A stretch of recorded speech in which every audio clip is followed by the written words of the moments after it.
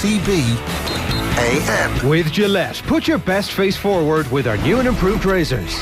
Wednesday the 19th of January, you're very welcome along to OTB AM. It's Gilroy and Eoin Sheahan with you all the way through until 10 a.m. this morning. We're very grateful for your company. If you'd like to get in touch with us, if there's anything you'd like to get off your metaphorical sporting chest, 0879 180 180 is the WhatsApp number. Or of course, you can leave a comment to the YouTube stream, tweet us at OffTheBallAM. It is Ireland Rugby Squad SixNations Day, so a big day in the various households around the country where they're like, what? I'm not in the squad? Or yes, I'm there. So we'll talk about that. We'll tease it out a little bit later on for you. And we're also talking about Manchester United this morning because, well, we can. Well, yeah, they're playing tonight. They're the most glorious sporting soap opera. There was a period where Bayern Munich went off the rails and they were christened FC Hollywood. That's exactly what Manchester United are at the moment. It's FC Hollywood. It's more about the stuff that's happening off the field, their commercial activities, their media rights deals, their Instagram posts, their 7-a-sides in training, than it is about what's actually happening on the field. And it's very interesting what's happening off the field. Like, we've got a manager who doesn't really do manager speak, it seems. Like, so far, right? Or maybe he's playing chess and we're playing checkers. That's the possibility. Very good point, actually. We are, yeah, we're not really on the same level as Ralph Rangnick, potentially. But he doesn't talk like other managers do, I think. Or he's a spoofer, as Roddy Collins says. Or he's a spoofer. It's one of those two things. There is no possible way that there's any way that this falls in the middle. So Ralph Rangnick this week talking about his players, as you'd imagine. Paul Pogba came up in conversation, as you'd imagine. He referred to his first training session as extraordinary. So he's happy to have Paul Pogba back in the squad. And he was asked if there's any point in playing Pogba over the next little while, given his United contract, and the club are looking to the future. And Rangnick said, yes, of course. I also played Nemanja Matic now in the last games, and his contract is also expiring. By the way, my contract as a manager is also expiring in the summer. So, like, kind of a lot of honesty coming out here. Does he say this with a ha ha ha ha and the room stony faced? Like, oh, he's German. Nothing coming back, or is it like it's just purely dead factual? What's the big deal? I think so. It's like 4-2-2-2. My contract is expiring in the summer. This is the facts. He says about Pogba, he wants to show the fans of Manchester United, the board, the whole world, what kind of player he can be. And even if it's for only showing up for a new contract elsewhere, I mean, he will be highly motivated to do that. Why should I then not play him? This is a big thing in American sports. It's a contract year. You go out, you do your best, you make loads of money in your next deal. This is like, it's in English football, it seems to be like, well, he's going to mind himself for his new deal as opposed to try and add an extra couple of million to the deal. I don't really understand. It's very different. Like, oh, I mean, you're going to have a little bit of an injury. And maybe it's because the money is so guaranteed in English football and it's not guaranteed in American sports. Maybe that's the motivational difference, is like, you get your 3-year deal, you get your 4-year deal in England. You're guaranteed every single penny of that contract unless the club goes bust. Whereas in America, you know, there's a set number of money that's guaranteed when you sign, and the rest of it is incentivized. So maybe that's why you go all out to get the bigger contract, because you get bigger guarantees. Whereas with this, if you get, and we're talking about the 20 grand to 50 grand a year players as opposed to the Paul Pogbas of the world, there's you just need to get the new 3-year deal because you'll get every penny of that. So it doesn't really matter if it's 25 grand or 30 grand. I don't know. That kind of like reminds me of the Harry Kane situation earlier in the year. In theory, you should sign a lot of players on 1-year deals, and they would play and they would perform really well, and then you would know whether or not they're worth a contract with you, or they would go somewhere else, and you wouldn't care because you've got the good performance out of them. But that doesn't seem to be the case. No, because it gets transfer fees, and they want to be able to rake it in if that player goes elsewhere. The corollary of that is if you only sign players who are out of contract, you don't have to pay any of those transfer fees. Yeah, true. Like, I didn't quite understand. Maybe there's like a real drop off in form, but I didn't really understand why Harry Kane didn't come out at the start of the season and score a lot of goals. Exactly. Because he'd be a Man City player this week or next week, right? Well, exactly. And I think that obviously there's been talk over the last couple of days that maybe Kane will force a move again. There hasn't been many suggestions that Manchester City want to force the move again, not in this window anyway, and January is always a pretty fallow month when it comes to moves. We're already at January 19th as well, so it's not going to happen this month. So like between here and the end of the season, like Spurs should be licking their chops, Harry Kane should be licking their chops. They can both come to this very adult agreement that, you know, you might have to go elsewhere, but you're going to give us a load of goals before you go. And so Rangnick is not talking to us when he's having this conversation. He's talking to Pogba and the Pogba universe, multiverse of is it Raiola's his agent? I think so, yeah. Raiola was sick, wasn't he? Wasn't it Raiola who was sick, who was in hospital? And so I suspect that is holding up a lot of the biggest transfers at the moment. But it is a mature thing to do. Pogba, smash your way to 400 grand next year a week with Real or Paris Saint-Germain. Make them both want you. Make them both want to be part of what you do for France at the World Cup. You know, important global marketing opportunity for your brands by being absolutely amazing over the next 4 or 5 months. Or be diffident, be not that committed, and just give everybody reason to doubt. And I think that's what Ranić is doing here. He's trying to make the next 3 months the best 3 months he can have, and make the next 3 months the best 3 months that Pogba can have. Because if he gets Pogba into this team, the team will be better, right? The team will be better than the team we've seen. I mean, I can't say this with any authority because it hasn't. The team looked exactly the same with Pogba as it has without Pogba, right? What about the run that they went on in December last year? Was it December last year? Remind me here, right? Like so when was this when Pogba scored in every game? Yeah, and there was definitely. Were they playing well? Did they look like they were a team who could dominate matches? Certainly grinding results out. Okay, if you're going to put it that way. Like, because I'm not necessarily sure if like you would think with the talents that he has, that Paul Pogba playing well is something that improves every team. I'm not sure if that's necessarily the case for the very top teams, though. In Manchester United, I still think there's a question mark about it, because pick him in a 4-2-2-2. Pick him there. Where? That's a very, very hard. I think it's the second two, the middle two. Okay, so it's him and Bruno behind Ronaldo and Cavani. Well, there's that would be an interesting experiment to play out on FIFA first before anybody even goes anywhere near it in real life. Let's simulate this a million times and see how many games we actually win. What's interesting as well, like Randy, I found Randy's press conferences fascinating since he's arrived. First of all, he's just like very easy to listen to, but second of all the revealing details he's given. Like on Jadon Sancho, for example, he was asked about him this week, and there definitely feels that there is maybe this Bundesliga sense of, you can't blame the difference of quality in the leagues for why Jadon Sancho has failed in the Premier League, because it's clearly Manchester United are a basket case. Anybody who says the Premier League is just a tougher league than the Bundesliga, they've got a sense of entitlement and a sense of Premier League snobbery. But Ralf Rangnick, when asked about Jadon Sancho, difficult to say. It's a different league, it's a different competition, it's more physical, it's more pressure, although he played for one of the biggest clubs in Germany, in Dortmund. But I think in total, the whole league, the whole competition is more physical, and the level of expectation is higher. Now, in fairness, he is mentioning physicality quite a bit there, and I think a lot of Bundesliga experts probably accept maybe that the Premier League is more physical, but he's also talking there about a league with more expectation, and it's interesting to hear somebody who's come from the German league tap into this a little bit and realise that this actually could be a real reason, because I'm not sure. Like it's only people who've played in both leagues who can tell you 100% if moving over to the Premier League from the Bundesliga is just a massive step up.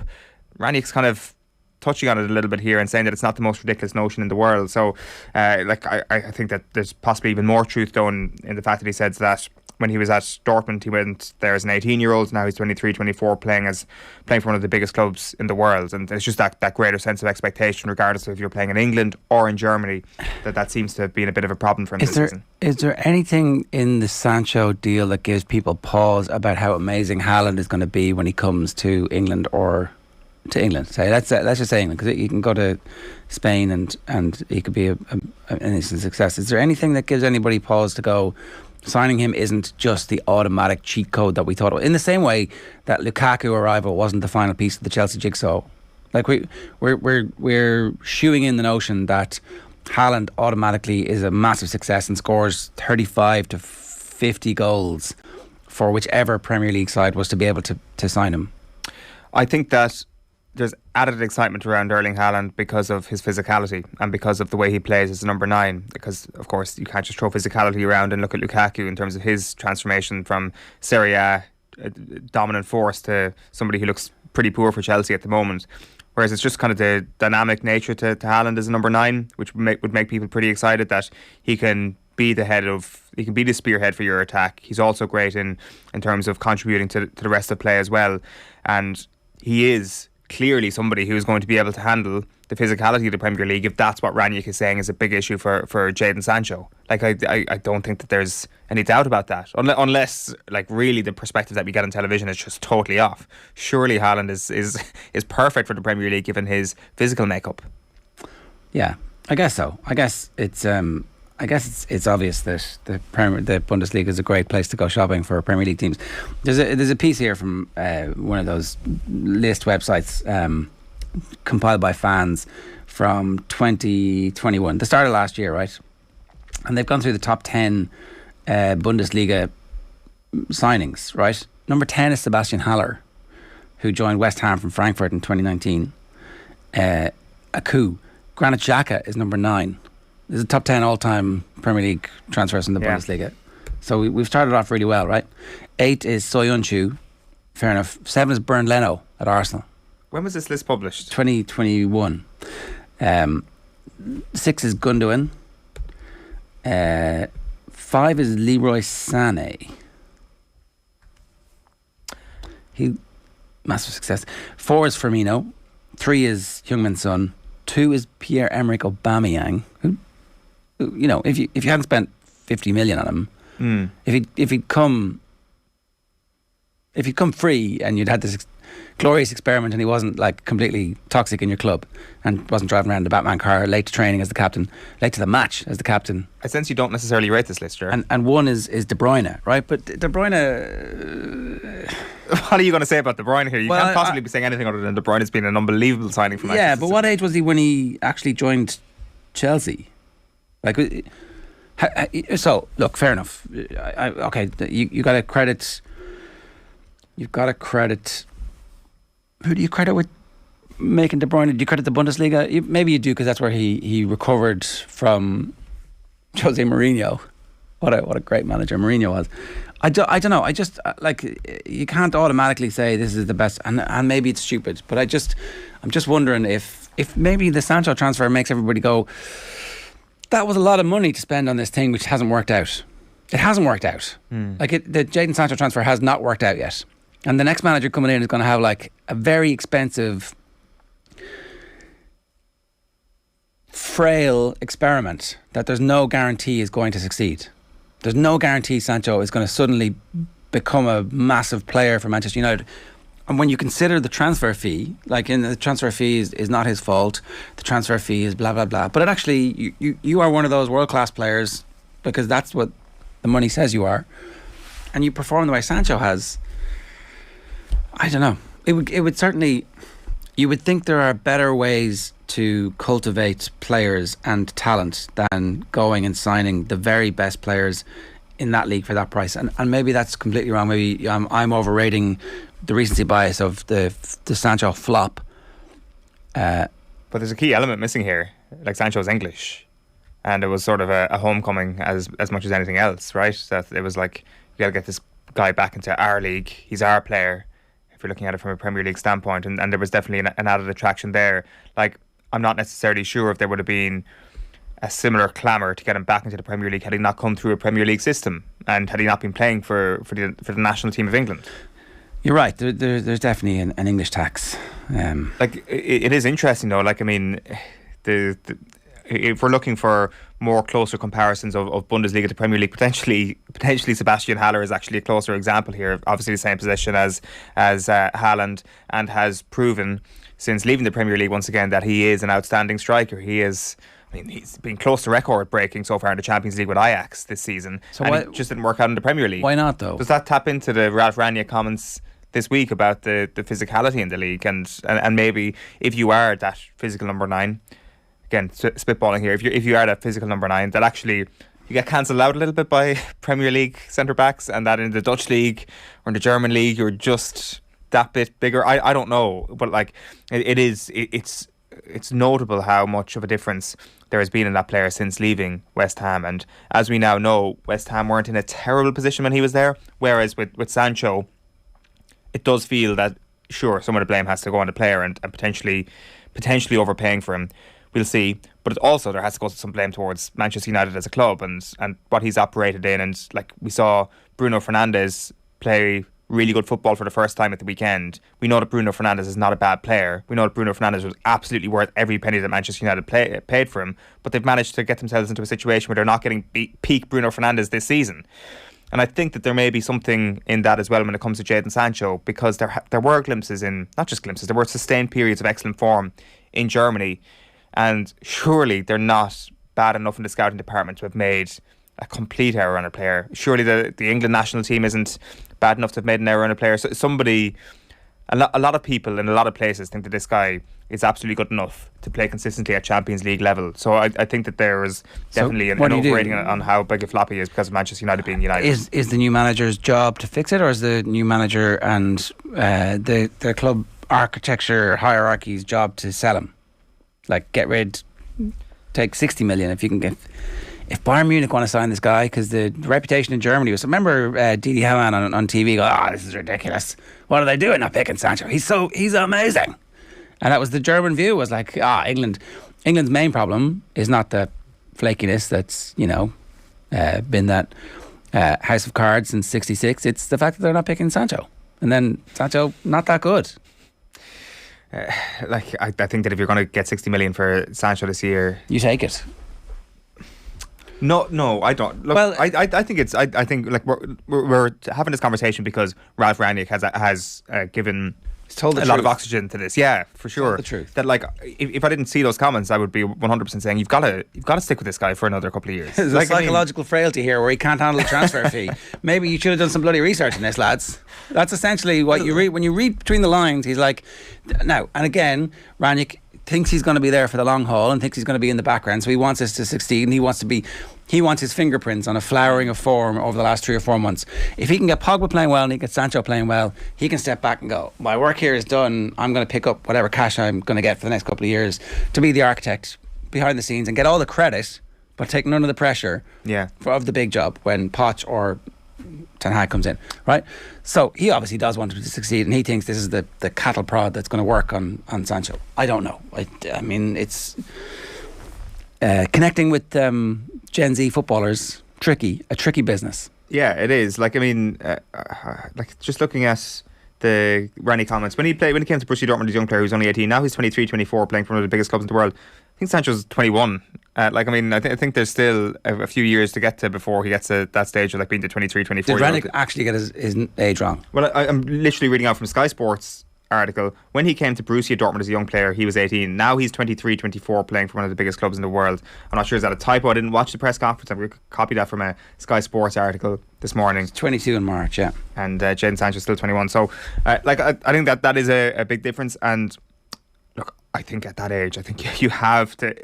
Are Manchester United going to care about clawing back a transfer fee on him? Maybe they will, but I think there's still a hell of a lot of time for this to go. So where does the spoofometer go when you're hearing that comment? Is it like, managerial genius, psychological masterclass in puffing up the 20-year-old, the 21-year-old, or spoofer got his age wrong?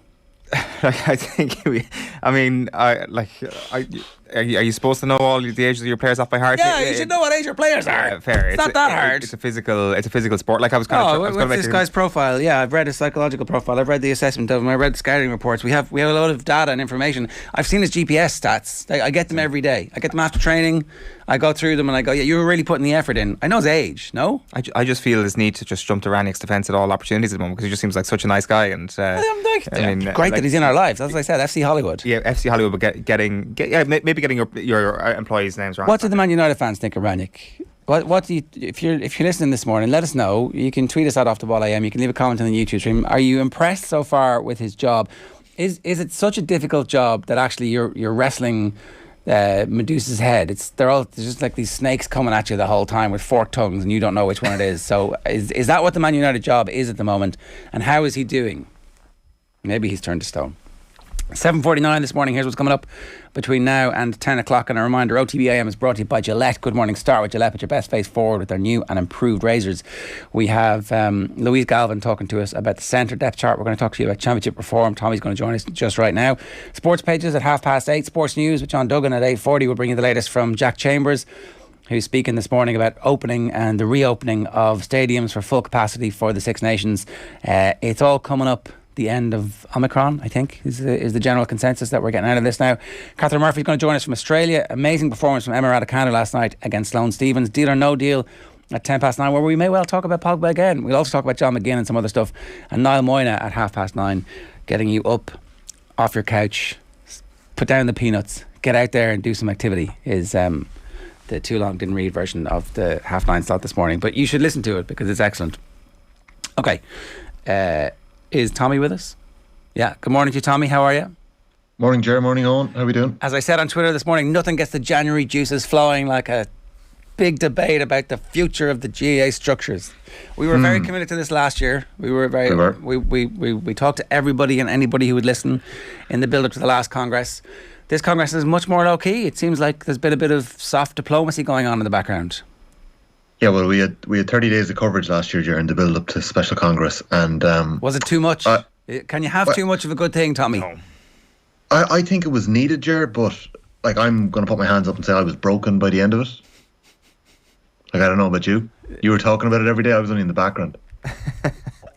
What part of it broke you? I suppose just the general disillusionment with GAA politics is what broke me, I suppose, a little bit. And it's great to see two proposals back on the table, but I suppose we're going to get into that in a minute because one of the issues has cropped up again, and it's how they've both been set up and pitted against each other. They're obviously going to be voted on this Saturday to see which one goes to Special Congress. But yeah, I certainly have a position on which proposal I think it should be, but I have a feeling that I'm going to be on the wrong side of history. So before we get into this, right, the last time it was Plan B, right? It was Proposal B, Plan B, and in GAA terms, Plan B is the kind of slightly muffled, a bit concerned announcement that comes out when fans start invading the pitch. Plan B, everybody. Hey. Oh, sketch! There's trouble here. Right, so it was kind of. I'm a firm believer in nominative determinism, right? You know, you name something a bit shitty, it kind of ends up with this Plan B. We couldn't come up with a good Plan A, right? So they've learned their lesson this time, right? How have they named these two? Oh, do you want to go? Yeah, do you want to go with it? So we've got one called Proposal Green, and then Proposal B has been renamed Proposal Red. Oh, green for go, red for stop! Stop, don't do this, it's sin, no. It may as well be green and orange. It may as well be red light, green light, and Squid Game, and people getting shot on their way to Central Council meeting on the way. It does have if you are one of those people who votes red over green this Saturday at the Central Council meeting, there is a feeling of the Mitchell and Webb look, where they're looking at the hats in the trenches and they see a skull. And Mitchell turns around to Webb and is like, "Are we the baddies here?" There was definitely a feel of that about the Proposal Red scenario here. We'll go through these, and it is going to be, I guess, more of a private vote than a very public Congress vote this Saturday. One of these two things, or potentially none of these two things, are going to go to the clore at Congress next month. But that's not going to happen, right? So there will definitely just one of these, to briefly what happened the last time was obviously the vote went, and in the very final hours before the vote we had an endorsement, a fairly lukewarm endorsement from the powers that be, saying, oh look, we actually do think this Proposal B is a good idea and you should vote for it. But actually what happened on the day then, a lot of politicking prevented that from happening, and we saw the provinces in particular flex their muscles. They were the ones who were out in front of everything. They were the ones who went public with their concerns about it, and there wasn't really any strong champion behind Proposal B. And certainly speaking to people at the time, there was a really strong view that if previous administrators in the organisation had been behind it, if this had been their baby, then they would have done everything they could to lobby it and get it through, and they forced it through, which suggests that the current administration were actually relatively lukewarm and thought that it was the best of a bad bunch. Since then, it's clear that a lot of conversations and politicking have also been going on, and these proposals, absolutely one of them, will be put forward in the strong belief that it will be getting put through, that this is going to put to bed this conversation for the best part of the next decade. It's going to make a plan. We're going to stick to this plan. Everybody's on board. Everybody gets their little piece of pie, and let's move on and stop talking about this so we can get back to talking about the good stuff, right? That's what's happened. It would be astonishing if none of these two things came through. That's for sure. But it is a possibility. Like that is one of the options. But it's like one of these is going to be on the Clár, and it's going to be strongly backed by everybody. And right? let's face it, it's going to be proposal green. Like, but it'd be astonishing if it wasn't proposal green, because this is GAA politics 101. I think we should give the GAA a bit of credit here. I'm not saying any of that, by the way. Maybe Plan B was an accident, but maybe it was an accident. Maybe Plan B was an accident, but like green, red. It just, they're telling us what they want here, and I think you're right, Ger. It was quite lukewarm the week before. We were crying for it, we were waiting for it. It came, but I don't know how strong it was, as you say, that endorsement, how ringing an endorsement was. But calling something proposal green and voting it through this weekend would be a strong endorsement for what the GAA want to happen. And we should say here that proposal green is a much improved format compared to, say, proposal A last year. The proposal green is good. Proposal red is good. These are both two good proposals. So we may as well go through these and see how this year's championship would look if either of these two proposals actually made it to the Clár and passed. So we'll start with proposal green, and briefly, this is the current league and provincial championships, and they will stay. They will stay as they are. That's a big fillip for the provincial council straight away. Then 16 teams go into Sam Maguire. 16 teams go into the Tailteann Cup. Everyone gets put into a 4-team group. The provincial winners and the runners-up will have the 1 and 2 seeds respectively in their Sam Maguire groups, and then the rest of the groups are drawn with seedings based on where you finished in the league. The top seed in each of these mini 4 groups gets a bye into the quarter-finals, and then the preliminary quarter-finals are played between the second seeds and the third seeds. Just one final point, the Tailteann Cup winners will book their place in the following year's Sam Maguire round robin. So that's proposal green. Okay, so there's actually only 15 places for the next year. Your keyboard's very loud, Tommy. Sorry, Ger. It's like we're in a meeting. So hang on a second, right? To clarify that, the beaten finalists in the provincial automatically qualify for Sam Maguire, and they get a number 2 seed on top of that. So the draw for the Connacht Football Championship is made, right? Yeah. And there's a massive fanfare around it, and the first name out of the hat is Galway, and the second name out of the hat is Mayo, and the third name out of the hat is Roscommon, and they're on one side of the draw, and on the other side you have London, and you have Leitrim, and you have Sligo, and one of London, Leitrim and Sligo are automatically straight through. Happy days, we're going to Sam Maguire to get hammered again and again and again and humiliated. It's pointless. That's one potential outcome. Let's have a look at the simulation. If you use last year's draw, okay. No doubt they'll use hot balls to make sure it doesn't happen. Well, or maybe even see the provincial championship draws, which wouldn't necessarily be fair either. So these would be the Sam Maguire groups. That's a solution. That's an immediate solution. See the provincial championships on the basis of league. Go for it. You could do that, so you don't end up with the.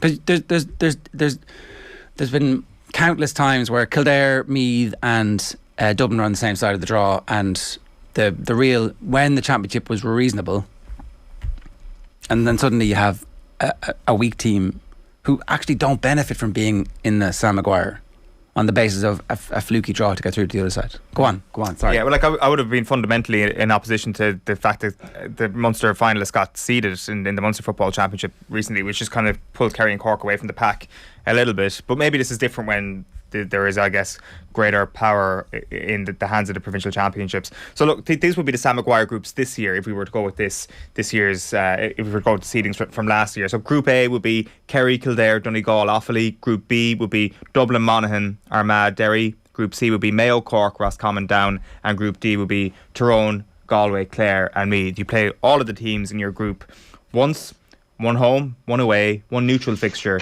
The provincial champions get their home game first, so that is an added incentive to that. What happens then is the top teams in those 4 groups qualify for the quarterfinals automatically, and then the second and third place teams play each other in the preliminary quarterfinals. So let's just go through it again. The winners of the group goes through automatically to the quarterfinals. Okay. Then there is a preliminary quarterfinals which involve seed 2 and seed 3. If you finish bottom of your group, you're done. So if you finish second or third in your 4-team group, you qualify for the preliminary quarterfinals. And just predicting what would have happened maybe with these groups last year, you'd then have a preliminary quarterfinals weekend. If you can just go back to the previous slide, preliminary quarterfinals weekend of Donegal against Meath, Armagh against Kildare, Roscommon against Monaghan, and Galway against Cork. Good fixtures, which would set up this then, the quarterfinals, which would be... Fixed Geezer against Kildare, obviously.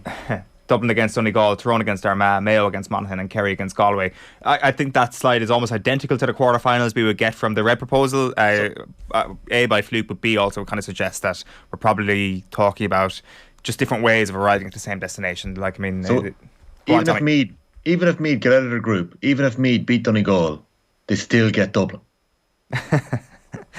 Yeah, it's that was just a quirk of the draw, was it? Quirk of the draw. I mean, you could fix that too, so there's no repeats in that. Well, what they said in the documentation that's been circulated is that they want to avoid repeats of the provincial finals. They haven't said in the documentation to avoid repeats of provincial clashes, full stop. So trying to avoid provincial finals. Well, because obviously you could have 6 Ulster teams if things work. That, and like they said, where possible, I presume that once you do have 6 Ulster teams, the draw just becomes almost fixed or something, so it'll become... Okay, so just to spool back, right, the provincial championships are going to happen. Yeah. And then there's going to be league, is it? Or is it league? League, exactly the same as they currently are. Right. So that'll take place from January to April, as it currently is. What's the point of the provincial championships in this? Well, the top 2 get seeded in your Sam Maguire groups. And they're more condensed here. They're ran off in 5 weeks. Okay. I think they're currently ran off in about 6 weeks. So what's the point of them? Do you know? Well, so if I'm a Division 1 team, right? If I'm a Division 1 team and I know that I'm automatically qualified for the group stages, the 4-team 3-match group stage after the provincial championships. Yeah. And I'm so let's say I'm in Dublin's province. Yeah. What's the point of those games? It's just to keep training, really. Well, also it'll affect your seeding. There's no way of you getting a top 2 seed unless you get to the provincial final. And the benefit of being the second seed? The benefit of being a second seed, it means that you're not a third or fourth seed, that you're not going to play, say if you're Kildare, if you want to use that example, you're not going to, well, I guess you're looking at Cork, Galway and Monaghan as the 3 other provincial losers there, and you're thinking I can be in the same pool as them as opposed to drawing one of those 3 teams. Okay, so it makes you slightly, you hope that but again, that's on the vagaries of the draw. So, if Munster isn't seeded, for example, you could end up with Tipperary, Clare or Waterford on one side, obviously, Or if 2020 happens again, you could have Cavan and Tipperary as 1 seeds. It does depend on what it is. Go on, Tommy. Owen's obviously going to explain the updated version of the red proposal, the improved version of the proposal B last year. It did have some fatal flaws, but we know it got 50% of a vote in Special Congress. It was 10% short. It did have some fatal flaws, one of them being the lack of power it granted the provincials. I mean, say it's a fatal flaw. It's like... but it's fatal in terms of GAA politics. Okay, now, Owen is going to explain the benefit. I actually think it gives more of a benefit to the provincials this time around than Proposal Green does. I think it gives it more of a value. And it also places the provincials where they really should be. Why are we softballing the provincial championships? We know they don't work. In the Irish Independent this morning, Longford boss Billy O'Loughlin is talking about his county's championship starting in 2 weeks' time. There's 7 league games, and that is how Longford are treating 2022. Because, as he says, the Leinster Championship has been defunct for years, and we know that. And we're having this conversation. I know maybe you got to take your time with change, and any change is good. And don't get me wrong. If either of these go through, I'd be delighted. But I just think when Owen explains Proposal Red here and the improvements on it, it's going to just seem so much better. It will, to the people that are voting, that is, and I know you've already made that point. This is something that is going to pass, and it is going to be far more palatable to a lot of the powers, the people who have their fingers on the button at Congress 2022. It'll seem a lot more palatable to them than what Proposal Red will be, which we'll get to in a moment. Just to remind you then, there is of course the Tailteann Cup in this, and there is a difference in the Tailteann Cup formats between Proposal Green and Proposal Red. This is a Proposal Green Tailteann Cup. Obviously you've got your 4 groups once again. These are divisions 3 and 4. These are divisions 3 and 4, yeah. So what you would have is Group A, which would be Laois, Louth, Cavan, London. Group B, Westmeath, Antrim, Tip, Leitrim. Group C, Fermanagh, Wicklow, Carlow, Wexford. Group D, Limerick, Longford, Sligo, Waterford. So what will happen here is that it is the same scenario as before. All the top 4 teams again go through to the quarterfinals, and all the second place teams and third place teams go into the preliminary quarterfinals, except for the worst third place team, because New York will then enter at the preliminary stage. And what it has said is that they're hoping for those second seeds to have home advantage, which would mean New York coming to Ireland as opposed to teams going to New York. Maybe they'll iron that out over the next little while. So that will be the Tailteann Cup, and the winners of the Tailteann Cup, as I say, would get automatic qualification into the round robin stage of the Sam Maguire the following year. Okay, into the round robin stage of They go into a group of 4 the following year. So that next year, their league campaign not really important. Their provincial campaign not really important because they've done the work the previous year. Yeah. So it's a very long pre-season. Yeah. A lot of dead rubbers there. Same. Go on. They'll still be drinking though, celebrating the Tailteann Cup win. Oh yeah, okay, fair enough. It'd be good to have this spring off. Proposal red. Then red means roses and wine. Manchester United and Liverpool. It's very soccer. It's a soccer brand. It's great. It's a beautiful, beautiful colour. So briefly, as you said, Tommy, this is an alteration of Proposal B that went to the Clár last year. You got a round robin provincial championship in February and March. And what will happen then? This is the tweak. One of the tweaks. The team who wins your province, they will get 2 points for their league championship. The losing provincial finalist will get 1 point for their league championship. So then you progress to the championship, which is the league. But instead of 4 divisions, what you essentially have is 2. You'll have Division 1A and Division 1B and Division 2A and Division 2B. The top 4 from Division 1A and the top 4 from Division 1B will progress to the knockout stages. Straight quarterfinals. We'll come to that in just a moment. I actually need to see. And then the top team from 2A and the top team from 2B progress to the knockout phase of the Sam Maguire as well. Okay. So what you have is 10 teams, so there will be a bye for the top team. Super wildcard weekend. Yeah. Exactly. So the same as Proposal B last year on that front. So it's a top team from 2A, top team from 2B. And the reason why they're doing that is to get rid of, the Team 6 issue that had popped up last year with this. Personally, I didn't see that as an issue at all. I think that going 1A, 1B and 2A, 2B dilutes what you'll have a little bit, but that's just my opinion. I think that Proposal Red is actually weaker than Proposal B, just my opinion. And then the remaining Division 2 teams that don't finish top of A or B in Division 2 go into the Tailteann Cup. Let's just simulate this. Let's have a look first of all at Division 1. So Division 1A so what you have is you're going to keep 2 provincial winners in 1A and 2 division provincial winners in 1B. So Division 1A will be Kerry, who get a head start of 2 points, Mayo, who get a head start of 2 points, Kildare and Galway, who both get head starts of 1 point, Armagh, Derry, Down and Offaly. That plays out as your National League, and the uneven number of fixtures is ironed out by provincial winners getting an extra home game. 1B, Tyrone and Dublin get a head start of 2 points, Monaghan and Cork get a head start of 1 point. Then you've also got Donegal, Meath, Roscommon and Clare. If we move this on to the proposal Division 2 groups. So Division 2A would be Laois, Limerick, Westmeath, Antrim, Wexford, Waterford, London and Sligo, and 2B would be Fermanagh, Tip, Longford, Louth, Cavan, Carlow, Wicklow and Leitrim. If you move this on then to the preliminary quarterfinals, your Super Wildcard, it's not Super Wildcard weekend, it's just preliminary quarterfinals. You'd have Galway against Westmeath and Monaghan against Cavan. So Westmeath and Cavan are your 2A, 2B teams, and Galway and Monaghan your worst qualifiers from Division 1, which would then move into your quarterfinals weekend. Deja vu here: Kerry against Galway, Tyrone against Armagh, Dublin against Monaghan and Mayo against Donegal. Tailteann Cup is happening at the same time. Yeah, and let's have a look at how the Tailteann Cup would play out here. So this would be round 1. Tipperary get a bye through round 1 by being the 3rd best team in Division 2. There's an uneven number of teams because we're bringing New York in here. As you can see also an away team there, away to Louth is how the rules are saying here. Antrim against London, Laois against Leitrim, Fermanagh against Waterford, Limerick, Wicklow, Wexford, Carlow, Longford, Sligo and Louth, New York. And it would then just play out over the next few rounds until you get... That's a lot of football for those Divisions 3 and 4 teams right now. There is more guaranteed championship games in the red proposal and the green proposal. Which seems to be a good thing. We like games. I think so, and that's one of the reasons... Games are good, and the games are giving teams an opportunity to progress, and there's something... So it's looking like 17 games in the red proposal to win the All Ireland. Colin Morocco was writing about it in the Syndic with the weekend that both proposals have virtues and very many flaws, but I'm fighting out of the red corner.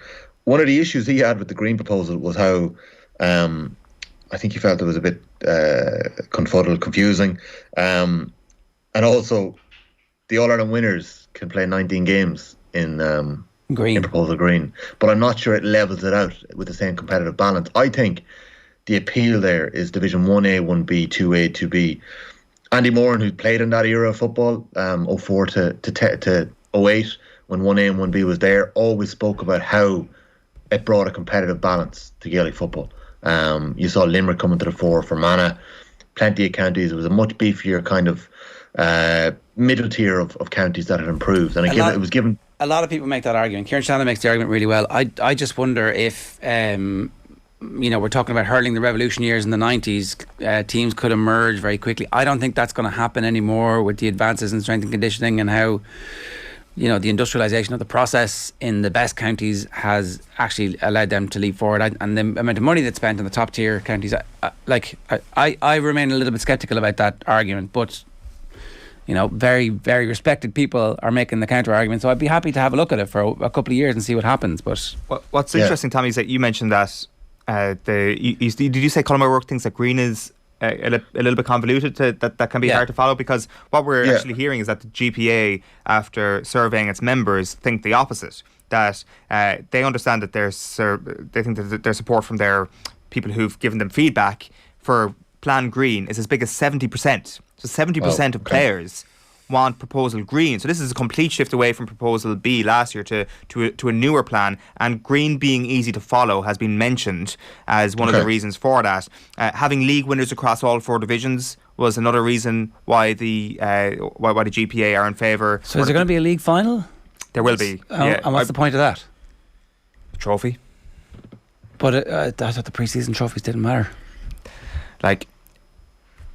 So the one practical thing that can happen, the one practical thing that can happen in a league final is this: if say you're Offaly and Derry taking part in the Division 3 final last year, and Offaly finished second, Derry finished first, and Offaly managed to beat them in the league final, they will leapfrog them in the seedings. But that's only a small incentive, I guess, for that final. Well, you're already a division. I don't know. Okay, maybe not. It's going to play out, but the green corner has a lot of support. And the red corner, red, angry. That seems to be the case. Any change is good change, lads. It's like 100%. I don't know, Tommy. I mean, I think it's a step forward, Ger. I think it's a step forward. Genuinely do. It's not. Yeah. It's. What if it's a step sideways, right? And actually, here's the thing: we're not going to ever have this opportunity. You don't get this back. It's 25 years before they change this again, I suspect. Because how long is it since the qualifiers came in? We had the Super 8s. We're open to change a decade and a half later when everybody's like, oh my God, this isn't working at all. And then the Super 8s came in and they're like, no, straight away, it doesn't work. Because you screwed it up, and it was like it was built in. The failure was built in. Well, here's the thing: Proposal Green is not too dissimilar to the Super 8s. 14 groups, and people are like, that just doesn't work. The reason why the Super 8, and I've said this I think a million times in the show, the reason why the Super 8s didn't work is that Dublin were just too good for everybody else, and half of your groups were already predetermined by who the winner was going to be. You're giving the provincial winners home advantage in an extra game. Yeah. And will the neutral game that Dublin play? Will Dublin play an extra game in Croke Park? Yeah, I don't know. But to be fair, in Proposal Red, you're giving them 2 extra points. But I even think that 2 extra points is better. I think it is better. I think it's a better incentive. No, points would have been best. All right, look, we're way over time. Yeah. Tommy, have you one last thing you want to tell us or not? Yeah, I'll give you the heads up here that and I presume you haven't heard it yet, lads. The episode 30 of the Football Pod season 1 came out, and Andy Moran broke the news to us that he won't be staying on, and it broke Paddy Andrews' heart. I don't know if we have time for the clip here, but Andy's gone. But fear not, there's a deadline set for us to have a new replacement next Monday for when season 2 starts. So the search is on. All right. Well, we'll play the clip a little bit later on. But in the meantime, Tommy, good work. Thanks very much. Thanks, lads. Good luck. The Football Pod with Tommy and Paddy and Bailey, Van Bailey and A and other. There's like a blank spot to be filled in there. Is now available on the OTB Sports app. You'll get it everywhere else on all the rest of the podcast platforms a little bit later on today. OTB AM brought to you by Gillette. Good morning. Start with Gillette. Put your best face forward with their new and improved razors. Give us your views on Planet Green, Planet Red. There is no Planet B, it turns out, anymore. 14 minutes past 8. We're talking with Louise Galvin about the centre depth chart next. OTB AM. This is OTB Sports Radio. The Club Championship show on OTB Sports. They're a unique group, there's no doubt about that. It was a real kind of statement of intent. Yeah, right from the start they were really on it. this is probably the big chance. You can be absolutely sure that they will want to leave absolutely nothing in that changing room. Don't miss a moment of the GAA Club Championship. Download the OTB Sports app, subscribe to the GAA podcast feed and watch the Club Championship show every Wednesday across OTB's social channels.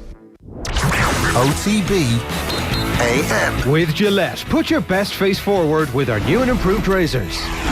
Right, 15 minutes past 8 this morning, we're turning our attention to the centre depth chart, and I'm delighted to say Louise Galvin is with us. Today's a big day, Louise, because we're going to get to find out what Andy Farrell thinks about the number 10 question in particular. But also, there's a little bit of wiggle room around who might be his centres. Up until now, we've long thought the top four centres in the country were written in pen in selectors, but actually not anymore. Yeah, well, probably our top three are still written in pen at this stage. And I guess what's unusual is that we think we have them all fit. Obviously, Robbie Henshaw pulled out of Leinster's squad against Montpellier at the weekend and was massively missed going with the sideline. But we're not sure if that was, it doesn't seem like there's any big injury coming out of the Leinster camp in terms of Robbie's availability. So we still expect him to be named. Obviously, he missed a lot of the autumn internationals, just came back from the Argentina game. But if you have Robbie, Gary and Bundy as your kind of set in stone three, and looking at Andy Farrell, if he's going to name another two more, there is a little bit of wiggle room there. I guess we know Chris Farrell has been, over the last few years, has been the next guy incumbent coming in, and he's done particularly well when he has come in. Like, he certainly hasn't let the squad down. For his size and Belasty nearly expected more as a 12, but he's obviously, we know he's more of a 13, and even though he's a big guy, some nice deft touches. But then potentially one of the foreign players that we have in Ireland at the moment is James Hume, and we know Andy Farrell capped him last summer against the USA. He's played a lot of game time, which has been a struggle for some of our centres due to both injury and COVID over the season, and matches being cancelled. So he's probably the form centre, you could nearly say, if you were to just purely go on kind of stats and game time. And he was named in the autumn squad as well. So there's nothing he has done that, Andy Farrell could turn around and not include him, if that kind of makes sense, when he's already has included him in previous squads. And then we've Kieran Frawley, of course, as well in Leinster, who Andy is a fan of as well. And we're probably talking about that being our six that we're picking out of. Stuart McCluskey probably won't be back from a hamstring injury, certainly not for the Welsh game anyway. So that's probably where we're looking at, we think, with the centre depth chart. Well, let's tease out the Hume conversation a little bit, because you've been in different codes, you've been in dressing rooms where you know that coaches, the best ability is availability, where you get into a team. And even the America game, right, where I think probably the rest of the world rugby focus was elsewhere, obviously with the Lions shenanigans happening and Bundy playing well and Robbie Henshaw playing well. We probably underrate that game in terms of its significance to the management team, where they get to work with the players week in, week out for a period of time. Somebody new comes along. They're as prone to the normal human things that we are, like, oh, this is exciting and new. I get a new toy here. Let's see how it works. Hume comes in, really impresses them, plays well, plays a lot in the meantime, plays again in November, and they're like, he's our guy. And it just happens where there's this kind of sequence where you show up, you do well, you take your chances, and the coaching ticket goes, yeah, well, let's go. You're our guy now. Whereas we're still probably thinking, well, Chris Farrell was man of the match a couple of times when he played for Ireland a couple of years ago. Yeah, and again, it's a bit of form versus tried and trusted and what you know. And Chris Farrell, it's obviously had a slower start to the season. He was injured at the beginning of the year and then came back in. It was probably decent showing against Wasps and what was overall definitely Munster's most positive display of the season so far, when they were obviously had all the upset with COVID and with the South African trip. But then probably hasn't set the world alight since, and it's probably suffering a little bit from the fact that the Munster backline in general just hasn't clicked, and could count himself lucky to not have suffered a red card against Tom Farrell in that Connacht clash, because that was, I think, not too many people complained if he did get a straight red.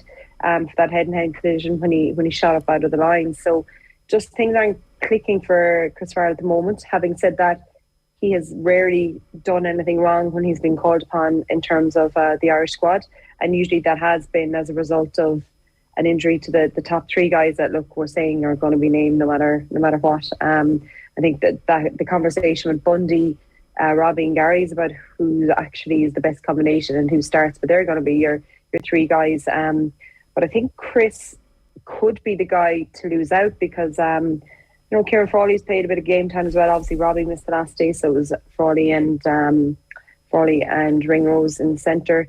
Obviously Andy Farrell's a fan. He brought him in autumn as well. And if we are looking at maybe slightly changing or playing our game and looking at the second playmaker role, we're not going to go with necessarily a 15. It could be that 12 position, and that's where Frawley's strength is compared to maybe Chris Farrell at 13. It's probably a bit of a balance of the 12s and 13s as well. Like we know Henshaw can play across both, but what Frawley could give you against maybe a Bundy as both the 12s as one as your straight up the jumper, and not that Bundy is just one dimensional, but that's what he's going to give you. He's going to give you massive tenacious defence. He's going to give you line speed. He's going to get you over the gain line, whereas Frawley's a bit more of that running threat and distribution threat. So even as 12s, they kind of might be slightly different pictures for Andy Farrell to pick. And then how does he leave James Hume out? Like what? I was trying to think if he was the guy to lose out, what's the conversation he can have with him? Okay, I've picked you. You got capped last summer. You get into the autumn squad. You've played probably more than any other centre this season, and you've had either close to man of the match performances or man of the match performances. Defence has been good. Gets an instant try against Leinster down in the RDS. Attack has been brilliant. Like he's top three all the time for Ulster in terms of carries, line breaks, really linking in well with his back three. So, and we know Andy Farrell wants that as well. He wants to get width into he wants someone who can carry, who can make a line break, but can also link in with back three players. So it's very hard to see him leaving him out, because what can he say to him to improve on? Or you can't even turn around and say you didn't get game time because of COVID or XYZ, because he actually has, and he's taken his chances when he has. Is there a case to be made that he gets dropped down the pecking order just because everybody else on your list of 6 names there has played with one another in some sort of combination? Obviously Frawley being at Leinster with Henshaw and Ringrose, Farrell and Aki have played with Henshaw and Ringrose at Ireland level. James Hume hasn't played other than obviously in his Ireland shirt with any of those players, and at SixNations level he will be making his bow. Yeah, and look, I'm more going off of who he's going to name in his squad, so I'm not saying, I suppose, unless we see maybe against Italy, but I'm not necessarily saying he's going to make his starting debut or anything in the Six Nations. I think it's very hard to leave him out of the squad altogether. And you can turn around and say, well, Chris Farrell's playing with Damon Diolande, or Rory Scanner, who's probably a bit down the chart, or likewise Bundy. So I don't think that would be a valid argument, no, because then you're saying everyone has to migrate to Leinster to get that extra bonus of having a partnership with the guys who are already there. So no, I don't think that's a fair argument, because I mean then you're just trying to say to people you have to work. If you're 9, you have to play where the most likely starting 10 is. So I don't think that's fair enough, no. I think you're right about that conversation, really, and the flip side of that is that the conversation is you're in, well done, because you've done everything we've asked for you, and that actually is the right thing for a team dynamic, where you're not just grandfathering people in on the basis of what they have done in the Ireland shirt previously. It feels like there's always this split thing in coaches' minds, where they're loyal to the players who've been their best performance over a period of time because they know that they can get performances back from them in big games. But equally, at the fringes of your squad, or where somebody is bursting through, you have to let them, you have to give them the pathway and then follow the pathway through. And it looks like Hume's going to get in. Frawley's really interesting, because I do wonder if there's in Mike Catt's head in particular, given his own career and he switched between positions and got into a team where he was the second playmaker when Johnny Wilkinson was there.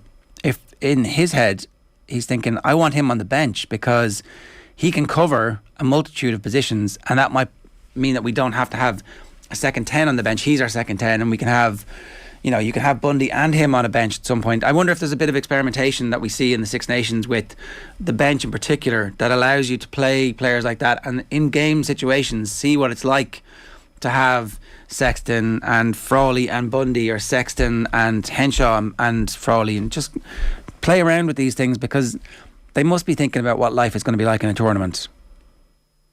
Yeah, that's definitely something that could be in my cat's head. I'm not sure if it's this Six Nations, because I'm just not sure you'd be throwing Kieran Frawley and going, okay, you could be covering centre or 10 in your debut Six Nations season. So that would be a huge ask for him. But then again, as I know you were chatting to Andy Dunn yesterday, it's not essentially very clear who our backup 10 is, but I would be surprised to see that. I think we're just not that much of a risk-taking team, I guess, or squad or management. And again, the other thing is covering centre for the autumn Six Nations. That was Keith Earls. So that's the one thing about the centre position. You get two starting positions, but a lot of the time there is no bench position, especially when you have Earlsy there and he can slot in at 13. And it seems from the autumn internationals, that's where Andy Farrell sees his role as he's kind of coming towards the end of his career, is to be able to cover that whole, maybe be cover for the back three position and also covering centre, so that he has his 9-10 and then almost Earlsy as the next guy in.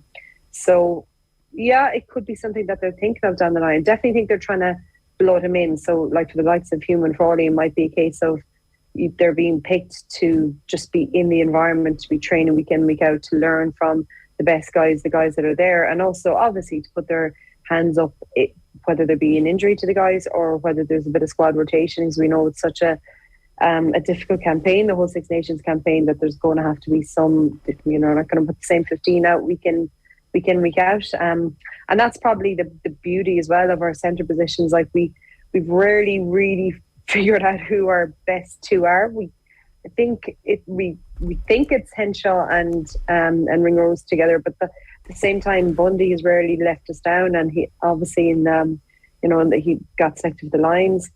I think it's probably, when it comes down to actual match day selection, it's a bit of horses for courses. So, for example, I know he's not going now, Jalabert, but if France were going with an Intimac and a Jalabert, do you go with a Bundy 12 and try and run him down Jalabert's throat, or do you more respect Jalabert's threat if he was there, or Intimac, and go with the Robbie 12 and Gary 13, and think more from a defensive point of view? So I think when it comes to the actual selection of your starting centres, it'll be a little bit of form. Obviously, this is depending on three of them being fit, but it'll also be a little bit of who you're playing against and what they're going to come up with. You mentioned Bundy sticking it up the jumper, but not just being that. I think the game against New Zealand in particular, his passing range was excellent, and there's definitely been a period of time where we thought we knew exactly what Bundy was, but he has added more wrinkles to his game and a deeper understanding, it seems, of the nuances of the position, and is playing his best rugby at the moment. So for him to come out of the team would also be difficult, although he has just had injuries and is just back in terms of fitness too. So maybe that plays into the coach's mind, and that gives him an excuse to, we're just going to ease you back. But you could say the same about Robbie Henshaw too. So nail it for us here. Pick your two. Let's say Wales, right? Yeah. So starting against Wales, I think we would go with Robbie 12 and Ringrose at 13. I think again it's tough on Bundy. It's not against something that he hasn't done, but even like the respect that the guys, that the centres that Robbie and Gary have from the players, like Henshaw's named player this year. I'm pretty sure Ringrose got it last year for 2021. These guys are held in real high esteem. See Ringrose, he's really stepping up into that leadership role. I know he's had the odd kind of blip of a performance, but in general he's been pretty consistent. His defensive reading of the game, 13, is excellent. And then Robbie was just incredible all season when he's gotten to play. So I just think them at their best is slightly better than Bundy, but it's not that Bundy has done anything. I think they just give us a little bit more.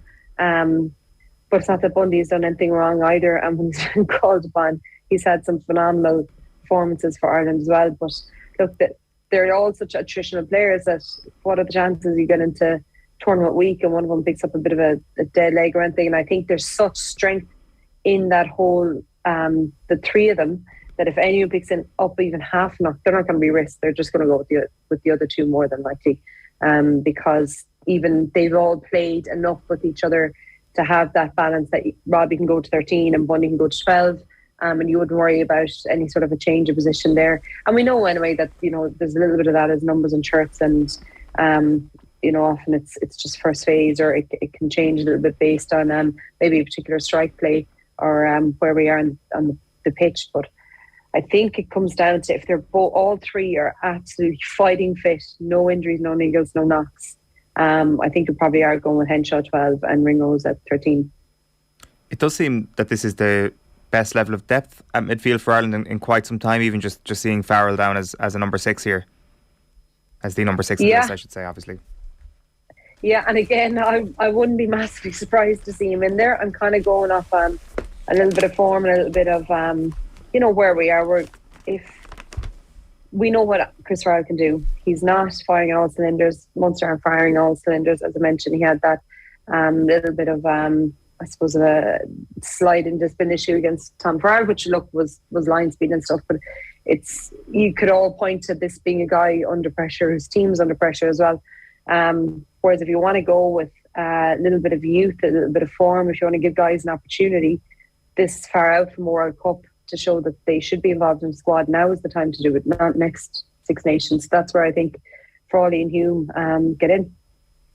But it is crazy. And then you have Stuart McCluskey as well, who again is probably more kind of would have been after Chris Farrell in the pecking order in previous seasons. But is obviously has a bit of a knock at the moment as well. And again, we know what he does. He's pretty uncompromising. He's a massive ball carrier. He often, takes two tacklers to take him down. But again, we need to kind of see what these two guys, Frawley and Hume, can add that's a little bit different. Well, I have one last thing I just wanted to ask you about. Eddie Jones has named 6 uncapped players in his squad, and the standout thing from this is in the London Times this morning, that he capped 23 players were capped in 2021. 23 new players were capped by him last year. After 6 more.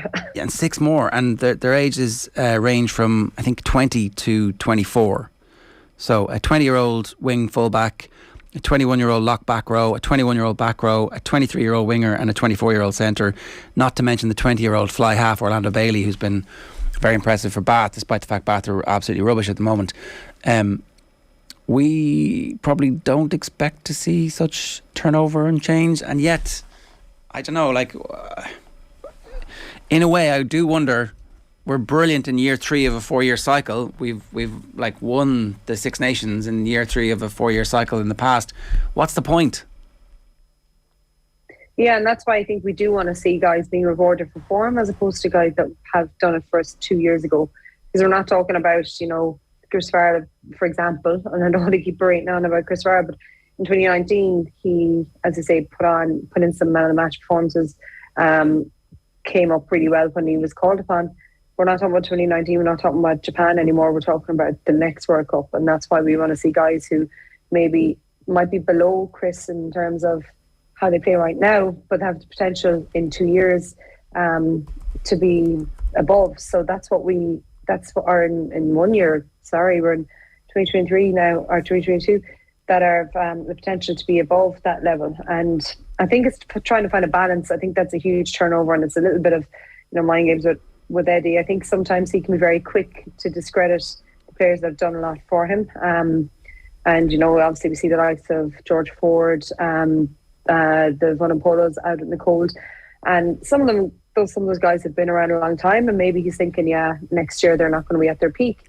But even something like Underhill isn't at that age, at that stage. I mean, to not be included at all, obviously is a huge disappointment for him. So it's trying to find a bit of a balance where you're looking at the guys who have done the job and will continue to do the job for another few seasons. Maybe not 4 or 5, but we're in 2022 now, so we're up into next year.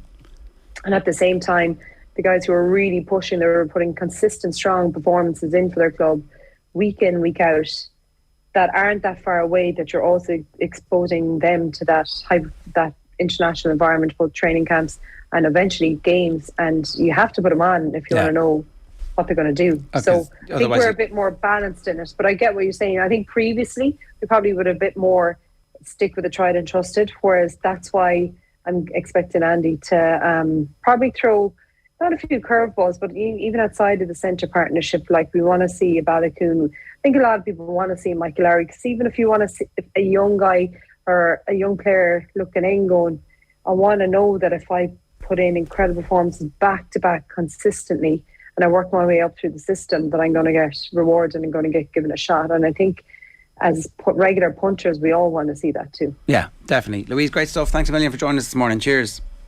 Cheers, guys. Louise Galvin giving us her centre depth chart there. The England stuff is really interesting, right? Yeah. You know Tom Curry, obviously their back row. Yeah. What age do you think Tom Curry is? 24. He's 23. Is he? I think that, and he's got 36 caps. I'm like, he's been around forever. 36 caps at 23. And now maybe it's too much. Do you know? Maybe Tom Curry, by the age of 27, his body starts to break down. His hips and his shoulders are like very difficult for him to get to the same level he was at when he was 19, 20. I don't know. It's such a high impact physical sport. Players come in, we play them when they're really young. They have a great first season. Their second season is a bit of a struggle. Their third season they're injured. Their fourth and fifth season they finally make the comeback. So maybe, I don't know what the right answer is when it comes to the balance of finding enough depth to make sure that when you hit the World Cup you only pick players who are in form. Well, is there a case to be made that actually whatever Eddie Jones is doing is the correct course of action? No, definitely. Like, you can't argue against Eddie Jones and his record in terms of getting a team right for the World Cup. I mean, we sat there at the beginning of 2019, maybe just me, and thought that, we were at least on a par with England. How many of the England players will get in the Ireland team in 2019? Not better. Thankfully, that wasn't me. But we were being facetious a little bit. But there was also a real sense of, Ireland are at least as good as England in at that stage, and it was a marked difference between the two teams actually performing. Sure, we get hockey by the All Blacks a week later. England beat the All Blacks. I mean, that is the difference between those two teams. He's obviously got previous with Japan and with Australia as well. This is a guy who knows how to make a World Cup cycle work. Ireland is a team that has historically never made a World Cup cycle work. So if we're actually having a debate about should we be blooding the kids or not, we clearly should be, because the guy who is the master at the World Cup is after doing it. The one thing is, right, maybe this suits the IRFU because they make their money in year 3 of the World Cup cycle, and they're like, everybody else is planning for the World Cup and we're there, we slalom in and make an extra couple of million quid. I'm not joking about that. The money is the thing. I know. The money is the KPIs for the Ireland coaches. It's always about performance in the Six Nations, and then if we do well in the World Cup, happy days. That's what the business says. What the rugby side of it says, we're going to reach the semi-final of the World Cup, and if we don't, turns out there was no repercussions. There was no repercussions for failure the last time. From the man, the big brain behind rugby in Ireland didn't do what he said he would do, didn't do what he set out to do, was there in his gear on the coaching field, so clearly had some influence on the whole thing. There was a scapegoat report which was nicely wrapped up in a bow, and Joe shuffled off, so it was fine because there was no hangover from that perspective. But maybe it just suits Ireland to be a team who does really well. Maybe it suits the hierarchy of the IRFU to be a team who does really well in year 3 of the 4-year cycle, when the other teams, the big teams, who genuinely dream about winning the World Cup, have their eye on winning the World Cup. But it shouldn't be that way. That should not be the way a sporting organisation works in the context of its most elite team. Its most elite team should be trying to achieve at the very highest level, and that is trying to win a World Cup. And yes, of course, there is a far deeper pool of players in England and in France. But if you look at the club game and what we're seeing at Champions Cup level at the very top tier of these players, the Irish players are as good as the English and French players. And in a lot of the positions, granted, we don't have a Dupont or an Entamac or potentially a Marcus Smith, but who knows? Maybe with a bit of Eddie Jones attitude towards the Six Nations, they could potentially unearth a couple of those. But by and large, what we're seeing is that the standard of teams, while concentrated into a couple of only 4 provinces in Ireland, is by and large at a similar level to what the top tiers of English and French teams are. So there is no excuse whatsoever for us walking away from a World Cup and saying, well, they're just a bigger rugby nation than us. Yes, they are. But every other part of the rugby calendar, club level Six Nations calendar, Ireland seem to do okay. And that just can't be down to a bigger pool of players. No, I agree with everything you've just said. I just wonder if there's a bunch of people in the IRFU who put out the reports and the strategic plans and everything, and the World Cup semi-final is this target, but actually it doesn't seem to matter. It hasn't mattered. No one has been like I'm talking here specifically. It's Nusafora's plan. It's Nusafora's target. It didn't happen. He didn't achieve it. And what happened? It's like, it actually doesn't really matter.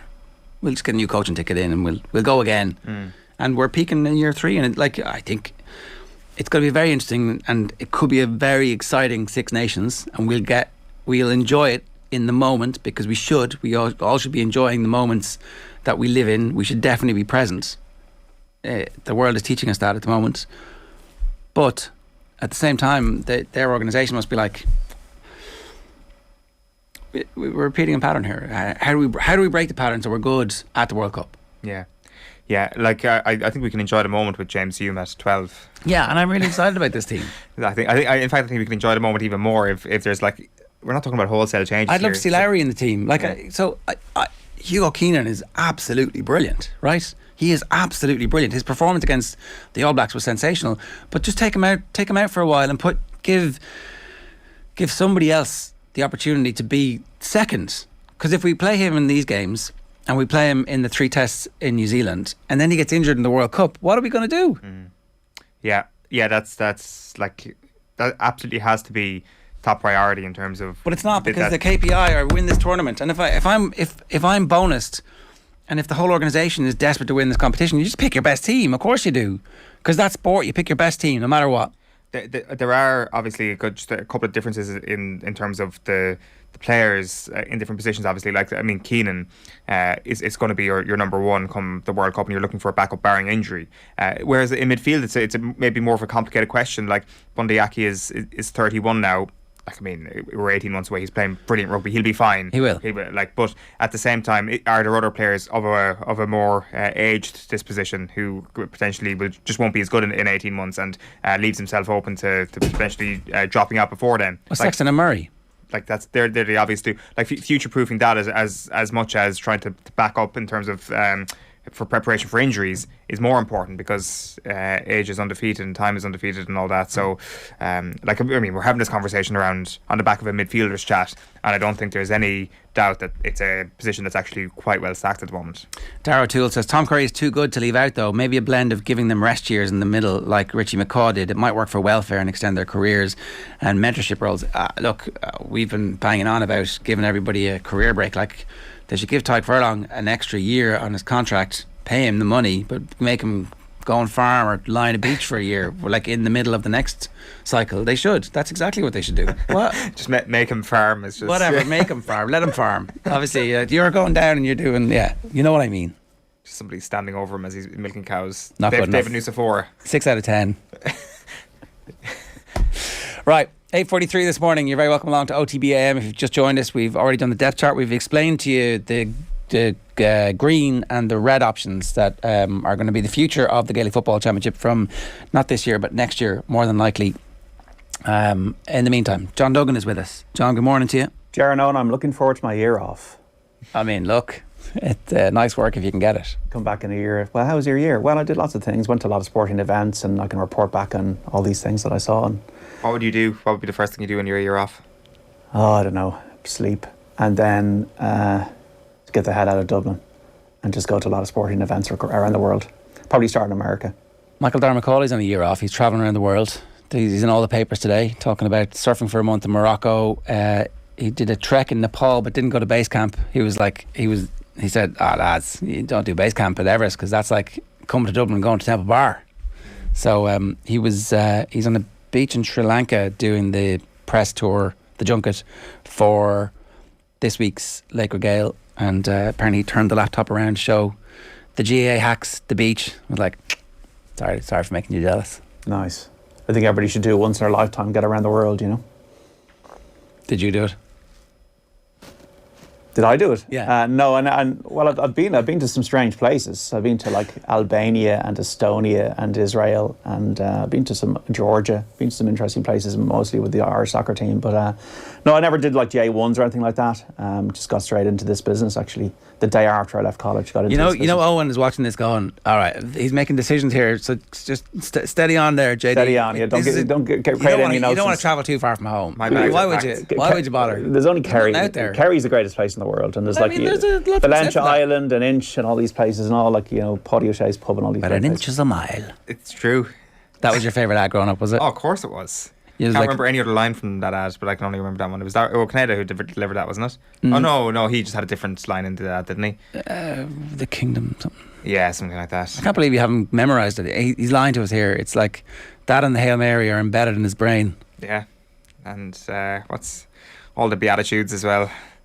I don't know what they are. And neither do I. It's like the 12 commandments as opposed to the 10 commandments, just like various one. It's like when you write a little bit bigger on exam paper just to make it look like you've done extra work. That's the Beatitudes in comparison to the 10 commandments.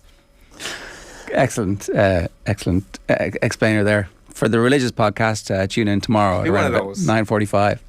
Presented by Jerry Gilroy. It's 8:45 a.m. this morning. John? I remember my mother's practicing Catholic, and I went to Mary's house near Izmir in Ephesus in Turkey, and I got holy water from it. Right. And I forgot to put it through the hold. And I remember being in Munich on the way back from the Oktoberfest and just walking through with the holy water, and they confiscated the holy water and just emptied it there in front of me. So that's a hate crime, John. You know, wasn't it? That's my religious nugget of information to bring to OTB AM this morning. On the way back. I was going, what are you doing? Oh, the water.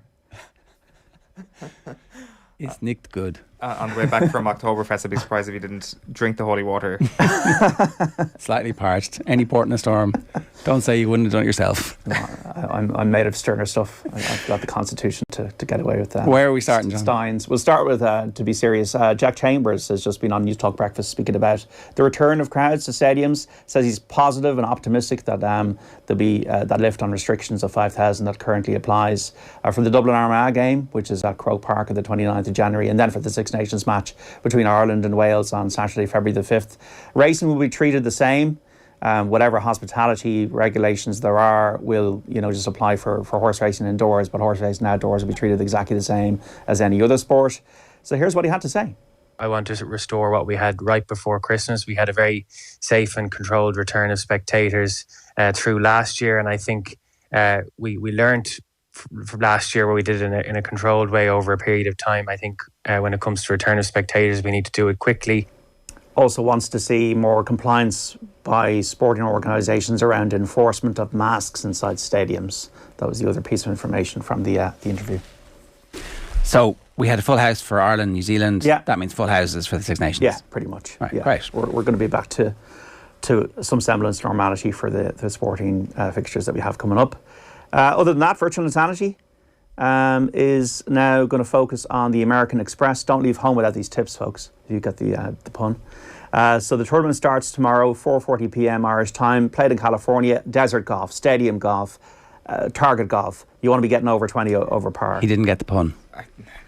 And that isn't even a... That's just so unfair. Like, it's okay an anachronistic for me thing. Not get things and, not point me out in the class. Like, it's like, teacher, you didn't get your pun. I thought he was going to go, Jar, of course I did. He just didn't get it. Okay. Okay. Do you want to... Yeah, it was Don't leave home without the tip. There was an ad for...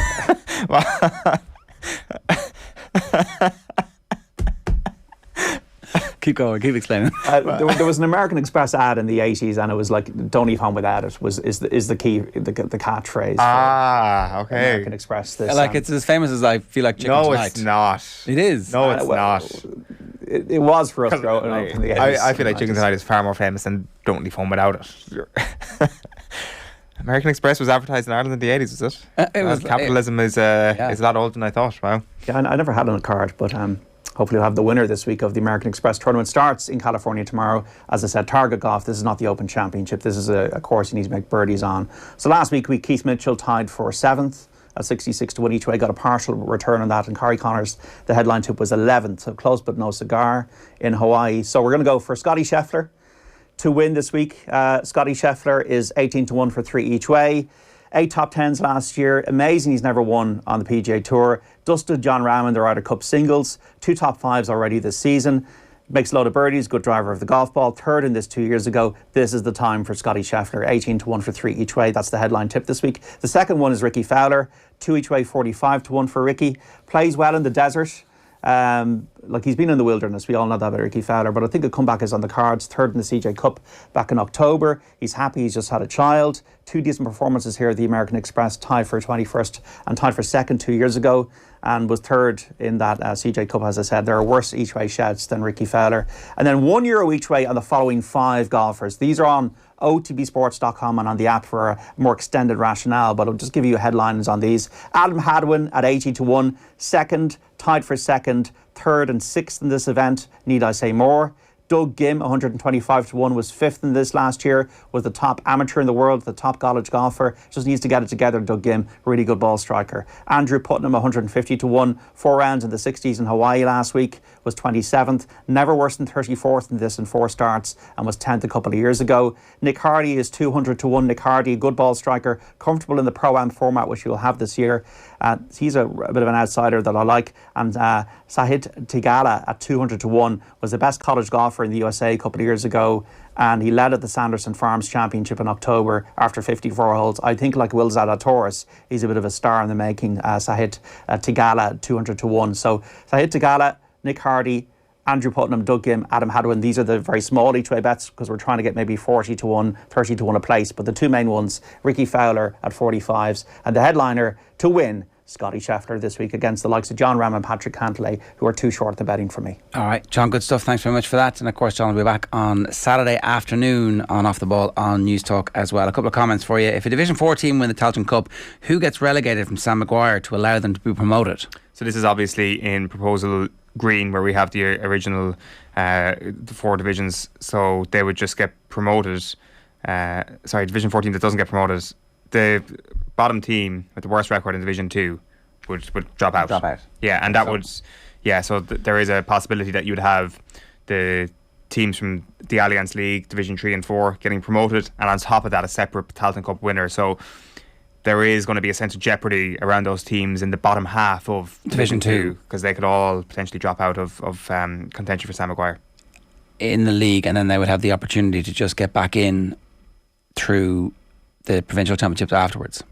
So if you throw your hat at Division 2 in the league, it depends on your draw. Obviously, you're putting a lot of eggs in that basket. Yeah, so you could in a very, very bizarre circumstance have a handful of teams coming through Tailteann Cup and through their provincial championships as well to get into the Sam Maguire. That there could be a lot of jeopardy in Division 2 for sure. All right, OTB AM is brought to you by Gillette. Good morning. Start with Gillette. Put your best face forward with their new and improved razors. Let's go to Australia. I'm delighted to say Catherine Murphy is back with us. Catherine, good evening, good morning to you. How are you getting on?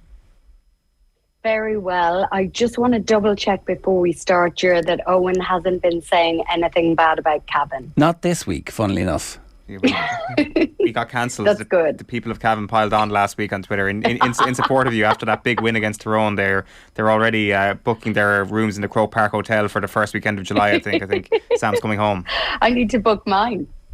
Well, if that happens, then you definitely should. But I sense I'll be a little bit sarcastic here, Catherine. You know, I wouldn't take that for the people of Cavan. Well, in fairness, there is you can judge. What we said last week is that Tyrone are not playing their best players at the moment, and Armagh went out and beat them the last day, didn't they? But by a much smaller margin than Cavan. So if we're making that jump, then really it's Cavan's ear. Let's talk about Emma Raducanu. That makes sense. Before this goes anywhere else. So we weren't sure. We've been talking about Raducanu in the build-up, and it looked like her form wasn't. It's clear her form wasn't great. She won one game in a match and was delighted afterwards to have got off the mark. But she was just rope-a-doping us and put in an amazing performance last night. She did, Ger. Like you say, no one was sure what to expect from Raducanu. I was a bit worried because there's so much hype around her and she is so young, obviously. She just happened to win a Grand Slam before. She's barely played on the tour. Of course, she did quite well at Wimbledon before dropping out because she was overwhelmed. She had breathing difficulties. Then winning that US Open, all the endorsements, all the fame that have come with that means that when she was playing those build-up events and playing in Sydney, they were in this situation where she's on the main court, she's on centre court, and she's only managing to win one game. But you just have to think now, Jura, is she one of these players that is just so suited to Grand Slams? Because she beat a former US Open champion in Sloane Stephens. She took the first set 6-love, a bagel, then lost the second set, but went on to win.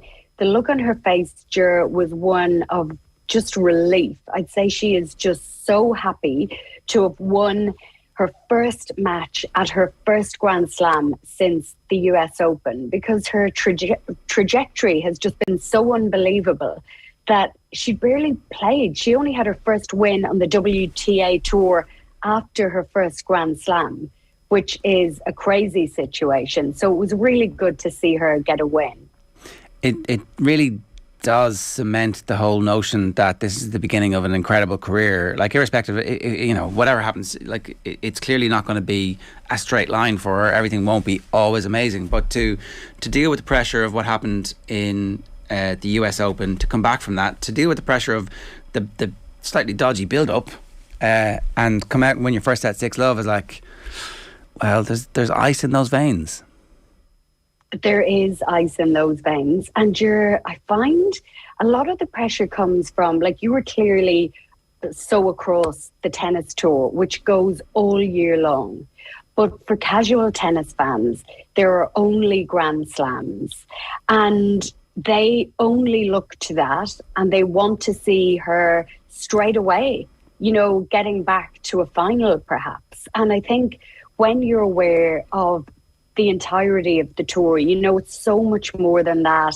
She's had to get to know the tour. This is her first time in Australia playing at the Australian Open, and everything's such a new experience for her.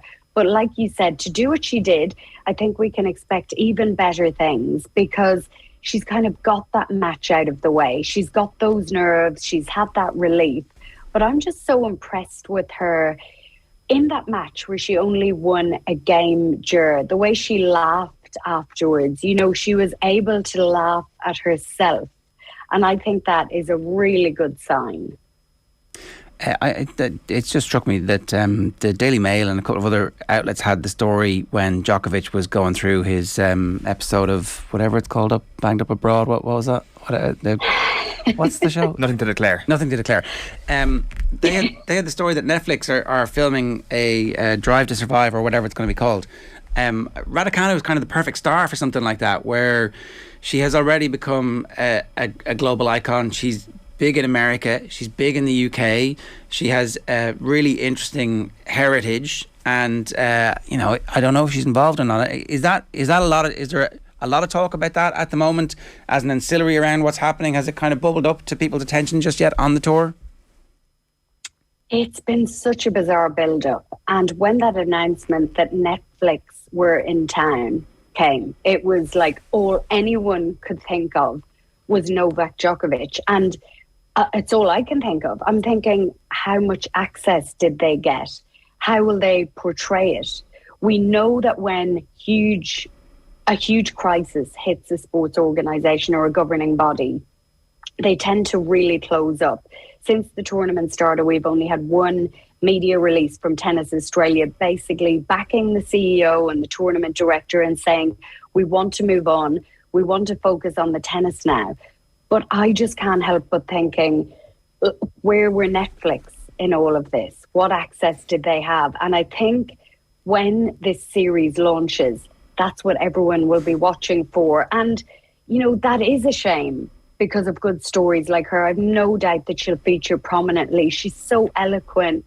She comes across so well on TV. Like, even did you see the way she accepted her BBC Sports Personality Award when she had COVID-19, stuck in her hotel room in Abu Dhabi, clearly isolating. Like, she's just so natural in how she did that. And I think, yeah, I'll be watching to see her too. Well, like, I mean, this is maybe a little bit of a tangential conversation, Catherine, but like, what sort of impact did Drive to Survive have in changing the Australian sports fans' view of some of the Formula One stars, given it's a country that already has a Grand Prix, given it has a pretty well-renowned driver in Daniel Ricciardo? Did they get taken away on the Netflix wave already by this, or were there already some pretty well-held opinions before it? No, it was huge, because I think we all got to know the drivers more, and not just the drivers, but the teams behind them.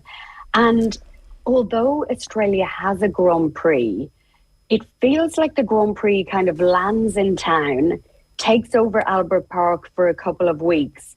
But if you go there, and I love going to the Grand Prix, it's really a very select crowd that go. It really is the motorsport fans. You don't have many kind of casual fans of motorsport there. You will in the corporate sections, of course, but mainly they are really just hardcore Formula One fans. And I think what Drive to Survive did, not just in Australia, but everywhere, is get the general sports audience so much more interested in Formula One. I know Formula One is such big business, Eoin, that when the drivers come down here, they have such an entourage around them. You know what it's like dealing with media managers and trying to get access. And I think that it can be very tightly controlled, but Daniel Ricciardo is just such a good personality. He's so charismatic, he's so funny, he's so easygoing, that he's really helped the profile of the Grand Prix here too. And the fact that he featured in it so prominently was great for Netflix, and it made a lot of people here watch it. And everybody wants that. All the sports organisations want that. Like, I assume that then there's like a different view then from tennis at this point, because I suspect there's already like a national tone, probably a positive tone towards someone like Emma Raducanu, whereas maybe the opposite, I suspect, could be said of Novak Djokovic. So there's already pretty concrete views out there, I suspect, that Netflix has to change, or not has to change, but might change over the course of the series, whereas with the Formula One, it was like people introducing them to the first time. Well, that's a good question. Where did the Djokovic, where's the lovometer? What do Australians think of Djokovic now that the immigration officials won in the end? Was there, you know, when you beat somebody, you frequently feel a little bit of sympathy for them. What's the general tone of sentiment towards Djokovic? It's really weird. There was definitely a bit of a hangover on the first day of the Australian Open, because the entire saga only ended the night before. And most sports reporters like me were just so consumed by that story all week. It was such a different build-up. We'd normally be consumed by the build-up events, but that wasn't the case. And definitely when it got to day one of the Australian Open, there's still that bit of disbelief that it all panned out that way. There really is. I think there are some people who would have sympathy for him. Like, I was walking back today from doing a bulletin, and there was one guy outside, you know, the opening gates with a megaphone saying, "I support Djokovic, I support free choice." But it was a very small, like, I'm talking one person. A lot of people are very, you know, just, he needed to go. I'm glad he's gone. But everyone is saddened by the process.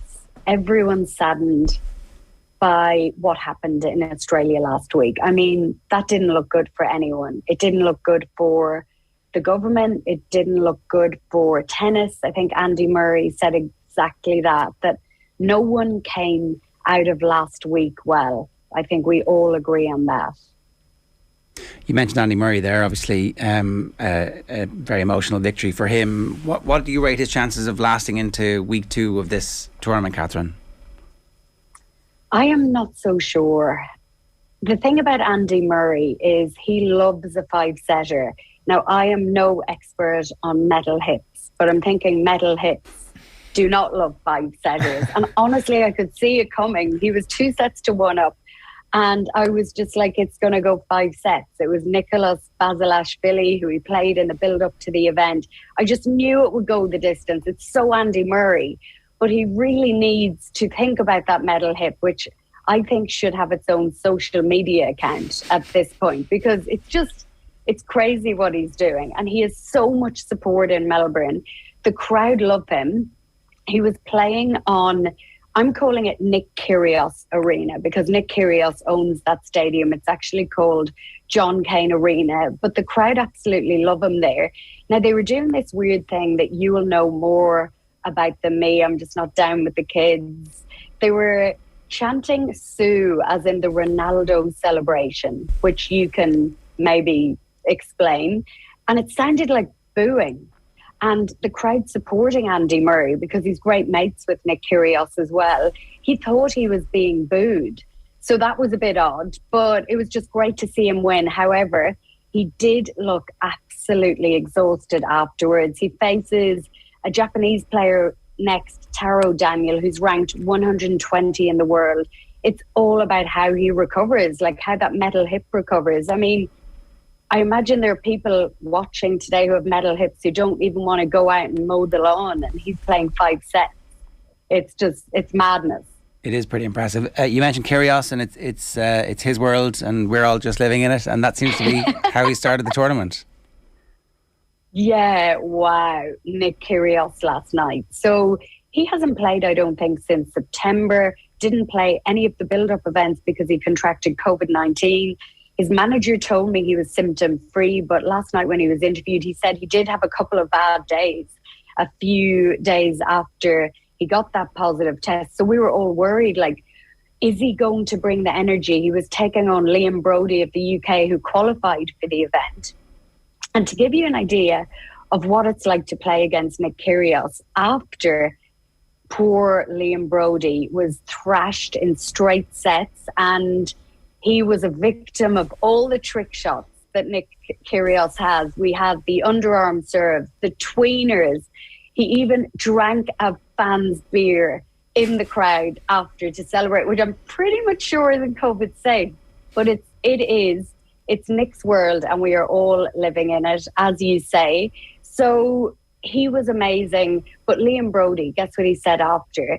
He basically said, before the match, he asked everyone, what's it like to play against Nick Kyrgios on his court? And everyone said, just enjoy it. It is literally, a once-in-a-lifetime experience. Just enjoy it.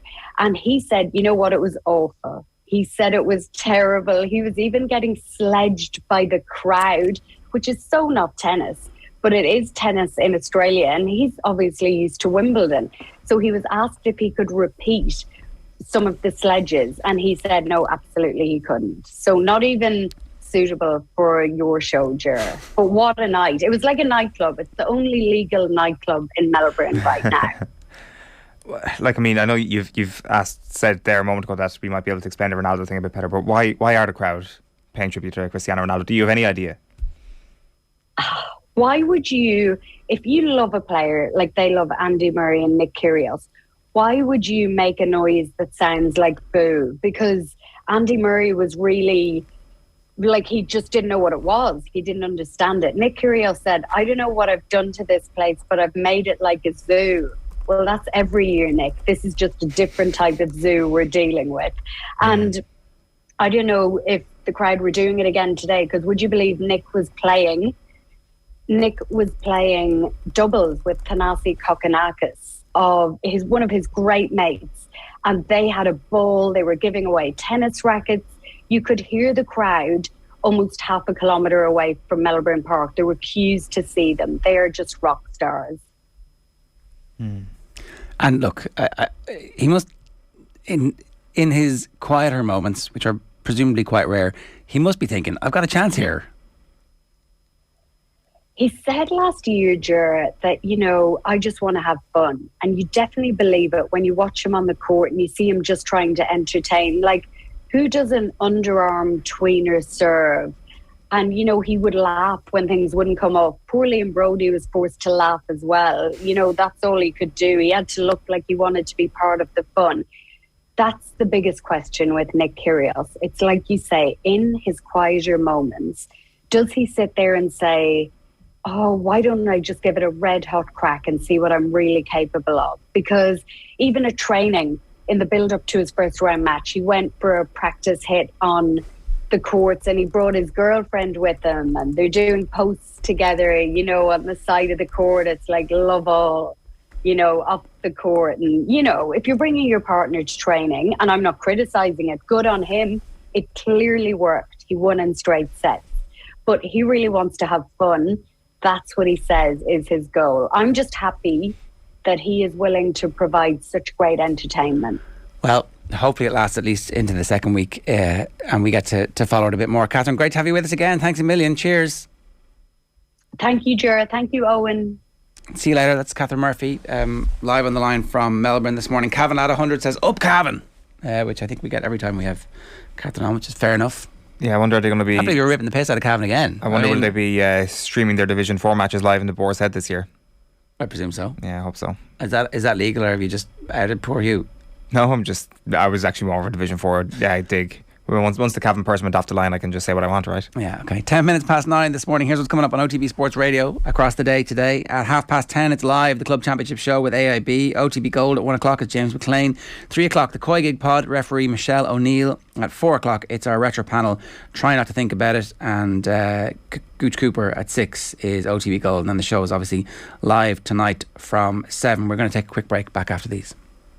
OTB AM on OTB Sports Radio, Ireland's first and only sports radio station. It's trying to find that ruthless kind of streak.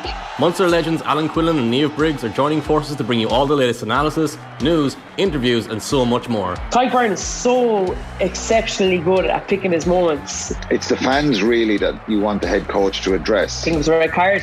The Red 78 with Alan Quillan and Niamh Briggs. Available every Wednesday. Don't miss a moment of action. Subscribe to the rugby channel on the OTB Sports app and turn on your notifications now. See it with the transfers that are going through. I mean, this weekend we had some big ones with Blackstonius going to Arsenal after reports that she had been joining Manchester United. Can imagine Manchester United aren't that happy about losing a player of her quality. I mean, you saw her play in person when she played against Ireland. And what does she bring to Arsenal as a squad? Oh, she's her movement, and she's almost as clever as Medina, but in a kind of a different way. She'd be more direct kind of player. She's someone who will score goals. She'll bother defenders, and maybe just a little bit more direct and that kind of physical player that they bring to their squad. But a very, very good signing, and Manchester United will certainly be disappointed to have lost out on her. Like we kind of said with Man United, they are just 2 or 3 players short of kind of contending with the Chelseas and Arsenals of this world, and they're on a really good run at the moment, but they do need to kind of bolster that. You want to go in and say how many world-class players do they have. At the moment it's really Ella Toone who's kind of standing out, and she's only 22, and you'd wonder how long they can hold on to her unless they make the step to become the top team.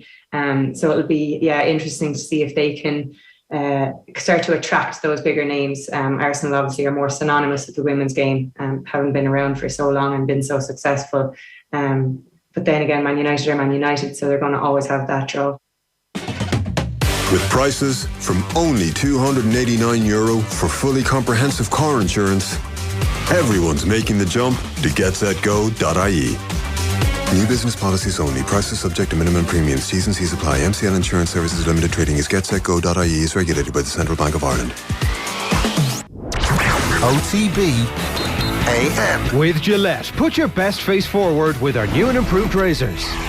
Yes, you'll have heard Karen Duggan and Kathleen McNamee there talking about the transfer of Stina Blackstonius to Arsenal in the ad break. That's the latest episode of the Koi Gig Pod on OTB Sports in association with Cadbury FC, official snack partner to the women's national team. Michelle O'Neill is the special guest this week, talking about refereeing and what it's actually like to referee and be in charge when Karen Duggan's on the field. So make sure you subscribe to that. You can get it on the OTB football stream. But now, at 13 minutes past 9, it's time for Deal or No Deal. I signed for them after the Euros, and after my first day's training I was driving home, I was actually thinking, regretting it, what have I done? Like I walked into a circus. It's amazing, isn't it? Normally we talk just about transfers, but because of the situation at Everton at the moment, we get to get into the Rafa Benitez succession stakes with Phil. Phil, good morning to you. How are you? Morning, lads. How are you doing? If you're only getting this on YouTube, by the way, hit subscribe and make sure you leave a comment and share with your buddies. In the meantime, though, Frank Lampard and Wayne Rooney are both going to be among the names interviewed for the vacant Everton job. Jose Mourinho is also apparently in the mix. I don't know how that works. Does he fly in for an interview? Is it like, do you get permission from Roma to have the interview? Is it like American football? But anyway, he says, no, I'm committed to Roma. So we'll see. We've also learned that the Belgian FA are not open to Roberto Martinez double jobbing ahead of the 2022 World Cup. They're like, no, you have a job. It's a good job. It's a very important job. The World Cup is in like 10 months. Bide your time, Roberto. You might win the World Cup. So, on a scale of 1 to 10, how likely is the possibility of each of Lampard, Rooney, Jose or Martinez getting this job? It's such an uninspiring list. It really is. I mean, whatever all the money Everton have spent, whoever the new manager is, it's not as if Benitez had a really good squad to work with that he wasn't getting a tune out of. He wasn't getting a tune out of a squad that isn't very good anyway, because they've wasted money. In terms of Mourinho, what we've seen with him recently is he's finishing jobs a lot earlier than he was previously, and he was always short term, but it was always guaranteed success. That's gone now. Roma probably not going to finish in the top 4 in Serie A, mightn't even make top 6. Lampard obviously out of the game. Rooney at Derby. I mean, who would give a Derby manager a job in the Premier League? I mean, have Everton not looked at what happened with Chelsea? Rooney's on to a good thing at Derby in the sense that if he keeps them up, it would be the greatest of escapes given the points deduction. But in the last week, though, that's taken a significant turn for the worse, right? They had to release Phil Jagielka, and looks like they're going to sell one of their better young players as well at the moment, and they're not quite sure if they're going to make it to the end of the month because there's 8 million quid outstanding to Middlesbrough and somebody else, and it's a bit of a shit show at the moment. Yeah, it's an absolute mess. And while the mess is going on, they're actually getting some good results now. They play Forest at the weekend, which is a massive game for both clubs. And if Rooney was to get a result on that, then his stock continues to rise. But it'd be some gamble if Everton gave the keys to Wayne Rooney and said, here's your first Premier League gig, away you go. Phil, can I just say, you're talking about Frank Lampard there, obviously making jokes about poor old Frank Lampard, but like, where did Frank Lampard finish in his season at Chelsea? 4th. I mean, look at Chelsea at the moment. They've Tottenham Hotspur win their 5 games in hand. 5 games in hand. They will go like 4 points ahead of Chelsea. And maybe Arsenal won't be so Arsenal-y. Is there a world in which Thomas Tuchel actually finishes lower than Frank Lampard did in 2019? Are you talking about Champions League winning manager Thomas Tuchel? That is the Thomas Tuchel I'm referring to. Yeah, Roberto Di Matteo. Fair chance that they win. I mean, they'll fancy their chances regardless of who they play in the League Cup final. This is Chelsea, whether it's Liverpool or Arsenal, still in the FA Cup. I actually think they'll be quite a tough nut to crack in the Champions League as well. So, look, I think Tuchel has shown that he's a far better manager than Lampard. Lampard was linked with the Crystal Palace job and didn't get it. One thing he would do is, if he went to Everton, he'd renew his touchline rivalry with Jurgen Klopp, because they seem to really rub each other up the wrong way. More so the Liverpool staff. You think back to that game at Anfield when giving it a big one because you won the league. Trent Alexander-Arnold stuck it in the net, and it was very awkward. And obviously we got great footage and sound quality because there was no crowd at the game. But going back to that list, I don't know if any of those... So give me marks out of 10 here, right? So Lampard out of 10. I'm going to say Lampard. I would have Lampard out of those 4. I would probably have Lampard at the top of them in terms of.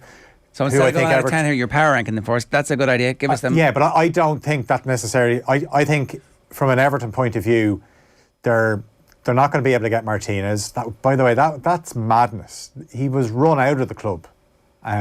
So I don't really see, like, have they not learned anything from the Benitez appointment? When you appoint a manager that's already swimming against the tide, a few results go against you and you're done. Rooney obviously has the connection with the club. So I think it's between Lampard and Rooney in that list of 4. There is other managers out there. There are, it's true. What about somebody like Ralph Hasenhüttl? I feel every time I big him up, they get beaten 9-0. So Colin Bouygues, that would be the worry. Colin Bouygues was touting Hasenhüttl as the next Manchester United manager, that he'd be a Rangnick clone / natural successor, and that they could work together very well within the club if Rangnick was to have an expanded role. We talk about that Rangnick in a moment. But let's just stick with this, right? So they're not even being linked with Hasenhüttl. No. They're not at the moment, and maybe they will blindside us with their football intelligence at the club, which would be a first for the last long period of time. But it does seem as if they're basically checking the bookmakers to see who's on the list and going, that guy's favourite, we should talk to him. Oh no, that guy's favourite now, we should talk to him. They seem to be following the betting as opposed to leading anything. Yeah, as I said, it's just not a very inspiring list. Jose, I said, he came back and for a while looked like things were going well at Spurs, but we knew how it was going to end, and it ended a lot quicker than we thought. He got fired the week before a cup final. I can't believe that Mourinho is being linked with any job in the Premier League anymore. I actually think his next job in the Premier League could be the Newcastle job, because I don't know where it's going under Eddie Howe. If Eddie Howe manages to keep them up, Mourinho, who knows in the summer how things would have panned out with Roma. People love Mourinho because he's a name. But and clubs like Newcastle and Everton. The football's no good. Surely Newcastle are realising that they're going to have to play good football to keep the fans coming and to turn the brand into, if you're going to sports wash, you need sports wash with relatively attractive football. Yeah, absolutely. But so Mourinho keeps getting linked to these jobs because people love the pull. Like the name of Mourinho, it gets interest in your club. Look at, even like Tottenham. If you told me a few years ago that Mourinho would be a Tottenham manager, I would have absolutely laughed at you. And then there he was. He was going in to replace their best manager in the modern era. I do wonder how much George Mendes's ability to get his clients mentioned and to be able to get jobs, and I think that has something to do with that as well. So okay, other managers, other possibilities. Well, I mentioned Hasenhüttl, but the one thing is Southampton have just got more like the new ownership essentially, so he might be promised a little bit more, and he's onto a good thing there with Southampton. Like Southampton are in a better place than Everton right now. Obviously Everton is a much bigger club, but whoever gets it, they've got a serious job in their hands because they're moving into the new stadium. They want to make sure when they move into that new stadium in 2024, that's the proposed date, that have they turned the sod on that yet? They have the fans on board, that they can fill this stadium. Yeah. So they've spent so much money. So I actually think Rooney is the more likely at this point. I think Rooney would be a good, is the best of that list that you go to there. The traditional four, if you want to call it that. Certainly a better option. He's certainly a better option than Martinez. Like that. Yeah. That would be a farcical appointment, regardless of how good a manager he is. You can't go back to the standard at which he left the club, or even the relationship between the fans. Yeah. Which he left. That's worse than being a former Liverpool manager. Well, David Moyes did go back to West Ham and it has been successful.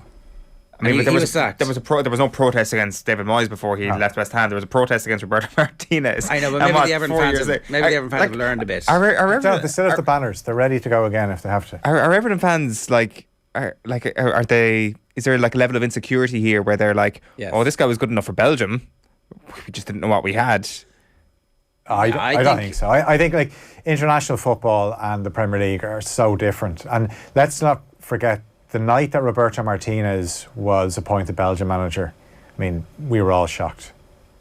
Wasn't there an incident where news filtered through to Lukaku and he was sitting on a bench somewhere, and I don't know if they were linked, where he was laughing almost like this is ridiculous. Okay, so that you all think that's unlikely. Fair enough, right? Jose Mourinho would be a bad appointment, wouldn't it? Yeah. I think if you're that club ownership who are under so much stress and hassle, and you're talking about the stadium and they're trying to sell corporate boxes and all that shit that it actually feeds into the decisions, appointing Rooney will be one of those emotional overreaction fan decisions. But actually, Rooney's football intelligence is very, very high, and his ability to explain stuff seems quite high. What about Wayne Rooney and what he's on to this season, though? Like, is he looking around and he's like, this thing's actually working out? Because this would be, as you put it the other day, Ger, one of the best stories in English football. Like, I literally think it's one of the. It is 21 points in the bear pit of the Championship, where we all understand how difficult it is to succeed or fail in that league, and the amount of money that's sloshing around that league. To be losing Phil Jagielka this week, where they have to release him because of the money, and it's like that would be insane for him to be able to pull that off. But I think it looks like they might be liquidated and they might not exist. That's on the story cards even at the better. moment. But that's likely to happen in the summer. No, right now? No. In the next, well, I suppose liquidation doesn't necessarily play by the football calendar's exactly. rules. In the next few weeks, that could happen. So, like, I would love to see him stay. I think it would be the best narrative. But actually, there might be just a window here where he goes, "Yeah, all right. Oh look, I'm sorry, lads. I gotta go." And young Knight, you can come too. But like you talk about swimming against the tide there, Phil. Wayne Rooney is swimming against the tide, and he's like got one of those jets on his back, and he is like, everybody's like, he's beating the tide. How is this human able to do it? And like, not that he would have the tide on his back, if you keep this analogy going, at Everton for sure, because the fans would love him. But like, what he is doing this season is so good, or potentially so good, that you got to stay and see it out. Like, that just increases your candidacy for any job. If he can, though, he might not be able to. There might not be a club. Yeah, but he's playing with house money now, Phil. It is house money. Yeah, and look, I think what he's doing at Derby is great in terms of. But if he wasn't succeeding at Derby in terms of they were losing every week, then people would say, well, look at the hand he's been dealt. Yeah. So he's onto a good one in terms of, it's not a good one, but either way, in a way it is, where the expectations are so low. But you go into Everton and the expectations are so high because they're looking across the road going, these lads are laughing at us. Yeah. They are, but you bring Wayne Rooney in and it has the immediate impact of everybody paying attention to Everton again, which is not happening at the moment. Like, that all matters. That all feeds into. Yeah. We know that the decision to sign Pogba, part of the decision making process was the social following. We know that the decision to sign Ronaldo was legacy protecting, advertising, revenue, blah blah blah blah blah blah. Right? Like, bringing home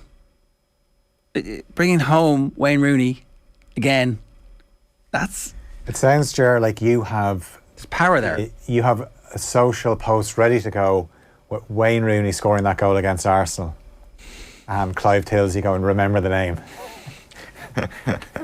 That will be shared all around if he comes back. Like, what would be his first piece of business when he comes back into the club? I would argue that maybe signing a left back, maybe go to Aston Villa and get Luca Dean in, potentially could be a nice piece of business for Everton they Football have a Club. left back. He should get Kilban into the backroom team. Like, there was so much more than Ferguson, actually. Yeah, there's so much more than Rafa that suggests that this club is not an attractive prospect to be a manager at. But Benitez went in and stripped them of people that were working in the club, brought in his own people, and now they've been sacked this week. So it's an absolute shambles. So then again, Wayne Rooney is working in an absolute shambles at the moment. I think you know, it makes some sense. Now, the decision is such a big decision because they could easily get sucked into a relegation battle here.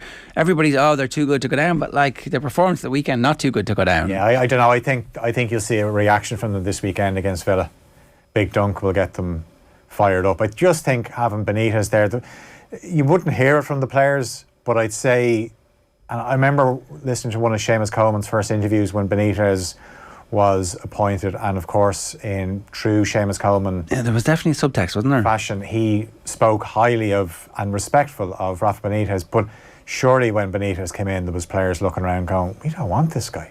Like, not only is he a former Liverpool manager, but his brand of football it's not very attractive and it's a bit dated, and people say, he did a good job at Newcastle, and if he was still at Newcastle they wouldn't be in the trouble that they're in. But the game has moved on, and I think Benitez and his tactics were not easy on the eyes. So I think I do think though that if you're going to give Benitez, if you're going to get him in, you're going to have to give him a season to get his team throughput and to get rid of the dead wood as he sees it, and to like at least give him the opportunity to do that. And then they obviously lost faith on the back of that, and it wasn't just the Norwich game, but I felt like they could have ridden the Benitez situation out, and he would have brought them to safety this year. And then next transfer window, he's got a full season. It's his lieutenants who are on the field.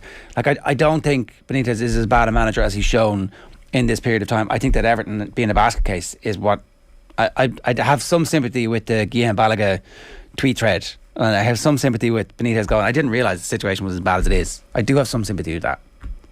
Now, maybe this makes Carlo Ancelotti an absolute genius. I don't know. Like, if Rafa Benitez hadn't been the man that they sacked, we would be talking about Rafa Benitez as a potential replacement for Everton. Like, so we can't just allow. But that was my whole point. It should never have come to that.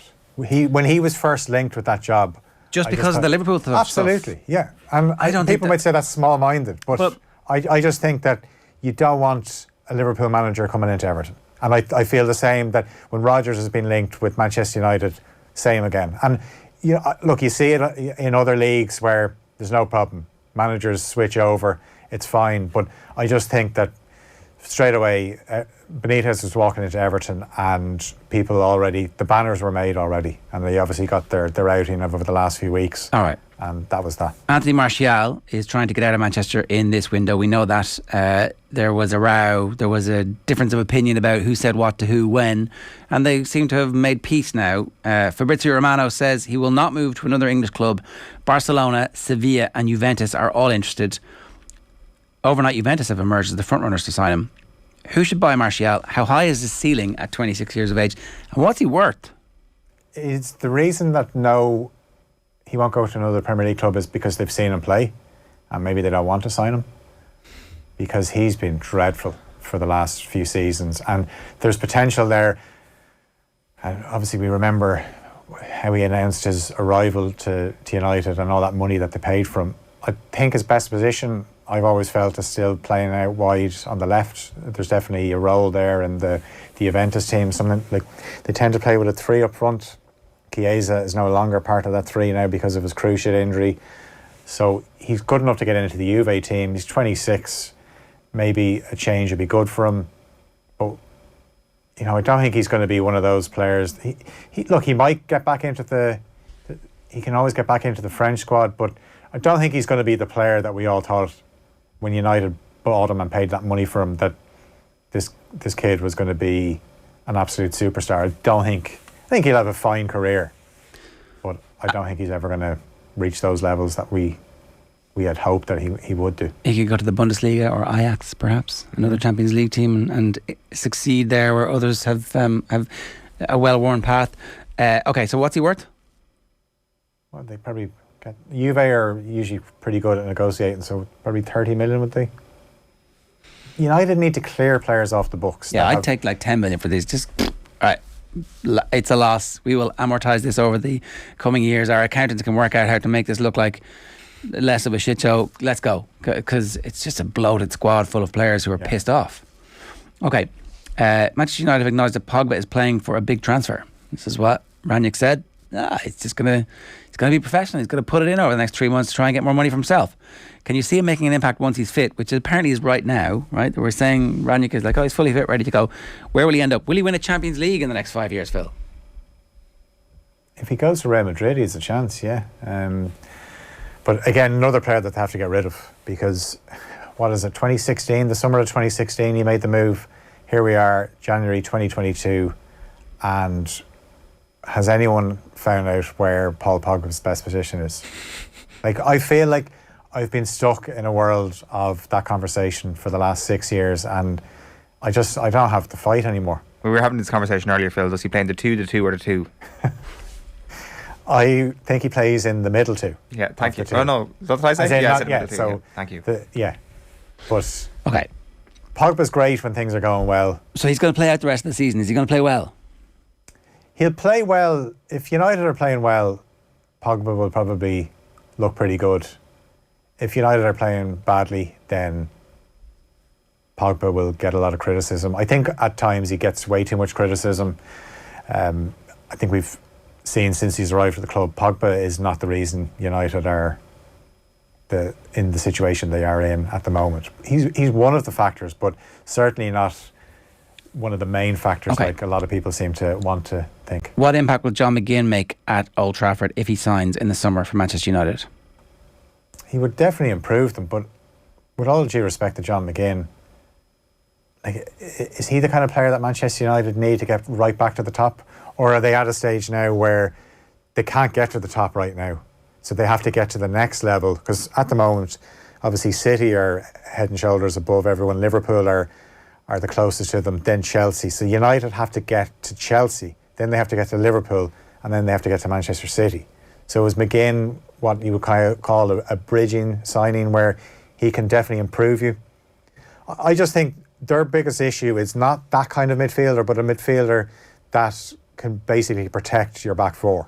And I would like to see like a 4-3-3 where then you play a 6 and 2 8s, and that's where somebody like McTominay, who gets a lot of stick from United fans, but he's never going to control a game for you. You need somebody that can run a game for you and protect And then Douglas Louise. Oh, like, are they looking at the wrong midfielder here? I don't know. The Villa fans are out on Douglas Louise at the moment, which is crazy to me. I think you're. I like him. Yeah, I do too. And he's still very young. He's still got a good way to go. I think with McGinn, it seems to be important. The character aspect of the whole transfer, that seems to be like the dressing room culture needs to change. So you need to get somebody in like him, which I'm always a little bit like, this guy might not be good enough for the team, but we're going to buy him. We're going to play him week in, week out. How does that actually improve the culture of the team if someone who isn't good enough to get in the team, do you know? But he is good enough to get in the team at the moment. Is Fernandes looking at him going, yeah, that's exactly what maybe he is. Maybe he's the perfect player for Fernandes. So in the summer, Ronaldo goes. In the summer, Pogba's gone. In the summer, Lingard is gone. Martial is gone. And you do need then players who are more mature than, it seems, from a footballing perspective, Rashford and Greenwood to set the tone week in, week out in matches and in training. You've got suddenly McGinn and McTominay, and you've got stand up good players who are also honest good men players. And Fred, as and John Giles would say, honest players. Honesty of effort. Very quickly, Newcastle have reportedly offered 30 million to Atalanta for Colombian striker Duvan Zapata. Separately, Mario Balotelli, what age is he? 31. You're reading off the screen.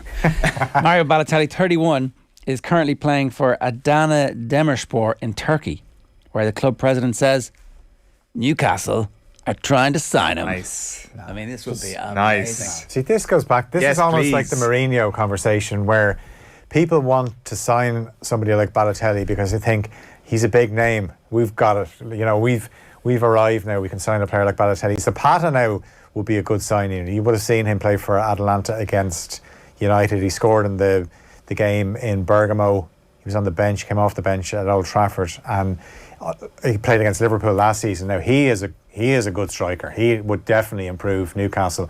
Balotelli, when you're in a relegation battle, no, absolutely not. Look, Balotelli had his chance after he signed for Liverpool. This is your chance. Suarez is gone. Now can you be the main man at Liverpool in attack? And no. Do you know what we should do? On the show tomorrow morning, we should create a football club from scratch to be the most shambolic version of a football club possible.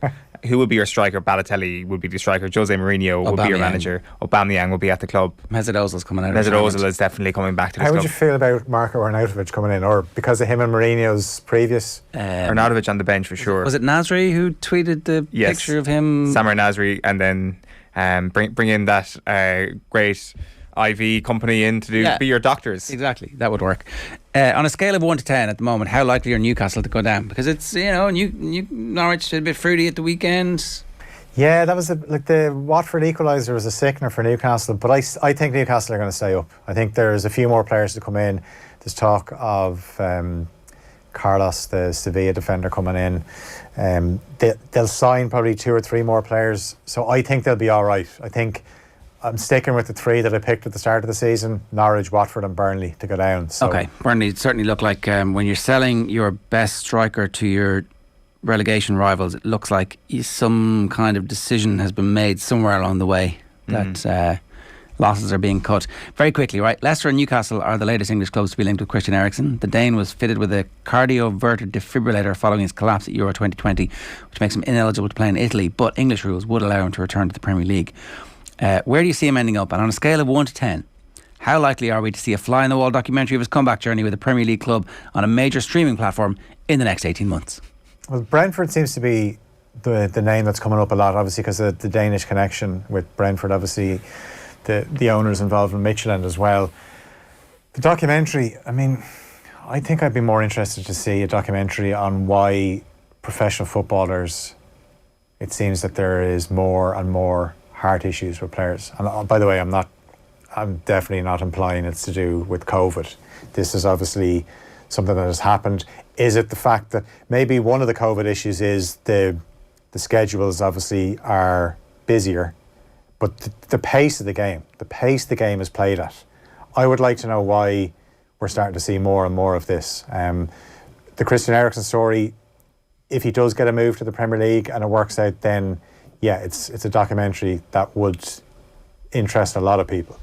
But I think there has to be a conversation or something into what's going on with footballers and heart issues, because I watched the Sergio Aguero press conference a few weeks ago, and it's devastating to watch a guy that just realised that that's it. Yeah. I'll never play football again. At least it was at the end of his career as opposed to in the middle of it as well. Shane says, is Grealish a flop too? Because we were saying Jadon Sancho was a flop earlier on. You can definitely paint it that Grealish is a flop, but Manchester City are at the stage where they can absorb somebody being a flop, certainly in their first season.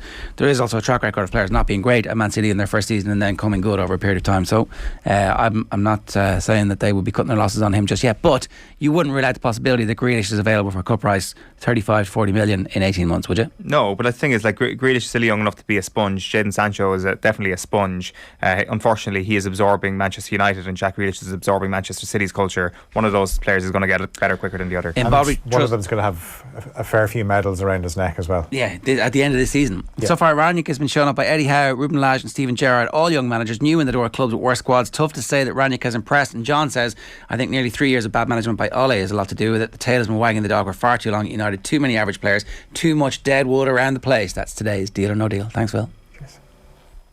I signed for them after the Euros, and after my first day's training I was driving home, I was actually thinking, regretting it, what have I done? Like I walked into a circus. It's amazing, isn't it? OTB AM is brought to you by Gillette. Good morning. Start with Gillette, put your best face forward with their new and improved razors. On tomorrow's show, football, Louise Quinn, rugby with Matt Williams, and we also have Daniel Harris talking Manchester United. Right now, bringing you Professor Niall Moyna of DCU in conversation with Joe on last night's Off the Ball, talking about the general health of the nation. Now you're welcome back to the show. Very happy to say we are joined by a regular guest every now and then. Professor Niall Moyna of DCU is with us. Evening, Niall. Great to have you on. Evening, Joe. Great to hear from you. Is the time of year when people are thinking about their fitness and their health. We had you on the show around this time last year and it got an absolutely huge response. In fact, one of the lads was just looking back recently at the most listened to podcast from the year that was, and you were right up there, believe it or not, the conversation that we had last January about fitness and fitness tests and how we should all be trying to age better. So there's a huge interest out there for sure. Even if we're not necessarily getting any better, people like listening to it. That's for sure. This is the perennial program every year. You know, it's the our New Year's resolutions, etc., etc. And look, it is an issue. You know, and it's funny. And I was just thinking before going on air. And the more you think about it, you know, engaging in voluntary physical activity for the sake of health and fitness is really a bizarre, modern, optional behaviour. This is only 100 years old. We didn't exercise for our health because we didn't have to.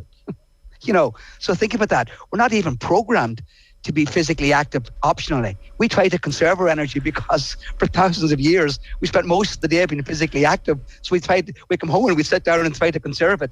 So it is difficult. We're not hardwired to be physically active. So for those who are not regularly active, it is difficult, and it's those first steps. And it's funny, if you go back and look at, you know, our ancestors who hunted and gathered, and still many tribes do today, what was unique about them is that they did it as a community, and they did it to survive. Part of it was for fun, but it was always done in groups. And I think that's for people who don't normally engage in activity, find it just a turn off. You know, the advice I would give to them is try to initiate activity with a friend. I think it makes a difference. It's a social contract, really, when you say you're going to commit to do it with other people. And we see it this time every year, particularly with Operation Transformation, and people are out in their communities and they're wearing the yellow jacket. And the reason they're doing that is they're investing in their friends and it's community and it's fun. And I think we have to find ways of doing it in such a way that people don't see it as a chore. And I think that's the biggest problem that we have right now. People just see this whole lifestyle fitness thing as a chore. And, you know, another simple example would be, imagine if we had in our walkways in our cities that we had streets where it was actually lined with trees, and it was enjoyable to walk down a tree-lined street in our cities and in our towns. And they're the small things. We've done brilliant work with our canals and our walkways. And you just have to see during the lockdown the number of people who engaged with those facilities. It was just mind-boggling. So I think it's the old adage, build it and they will come. And I think we need to think outside the box as to how we can get people to be more engaged at a much broader context, not just in relation to sport. Yeah, and look, I'm sure Aisling Murphy is in our thoughts. Safety is obviously an issue for one gender in particular, which is a very unfortunate situation, but we've talked a lot about that, so we'll just acknowledge that point and continue with the discussion. On your point about it being a modern phenomenon, I mean, that is very true. As you were saying that, I was thinking of Ron Burgundy in Anchorman saying, have you heard about this new crazy jogging? Silent J, apparently you just run. You know, so these are modern requirements for modern times. We're going to divide this chat up into two parts. In part two, give or take, we will go through the fitness test, really, which you put together and devised, because there is no, or certainly when you put it together last year, there was no official standardised national fitness test. And the fitness test you've devised, we alluded to it last year. It's very easy. You can do a lot of it at home, and it will give you a real sense of where you are for your gender, for your age. Before that, I wouldn't mind just picking your brain on where we are generally, because I assume with each passing decade, amongst Europeans at least, we're becoming increasingly obese, increasingly unhealthy. Can we start with adults? We often start with the kids, and we let ourselves off the hook here. Let's start with adults. As I understand it, we need to hit 30 minutes per day exercise as a guideline, and the figures I have suggest about a quarter of us are managing that per day. And that's self-reported, and we are very good at overestimating how much physical activity that we actually do. So it's not objectively measured. So I would even query that number. It probably is a little bit high in general. And I think the important thing, Joe, there is, you mentioned we need 30 minutes of exercise. We need 30 minutes of what was called moderate to vigorous intensity activity. And let's just put that in perspective. You and I are sitting at our desks right now. So we're expending what we call 1 MET. That's the amount of energy we expend at rest. If we get up and walk to the bathroom or go for a cup of tea, we're consuming oxygen at around 3 times our resting level. So that's 3 METs. It's recommended that we exercise between 3 and 6, and that's going for a brisk walk. This is not running or jogging or cycling. This is just being active. 30 minutes of being physically active. I think that's the important point here.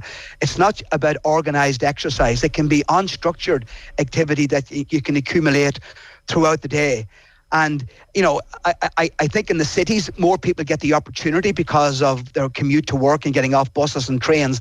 And it's amazing, even from getting off a train and walking to your office, that could be 10 minutes to the office and 10 minutes back. That's 20 minutes a day. And we're only asking people to get 30 minutes of that.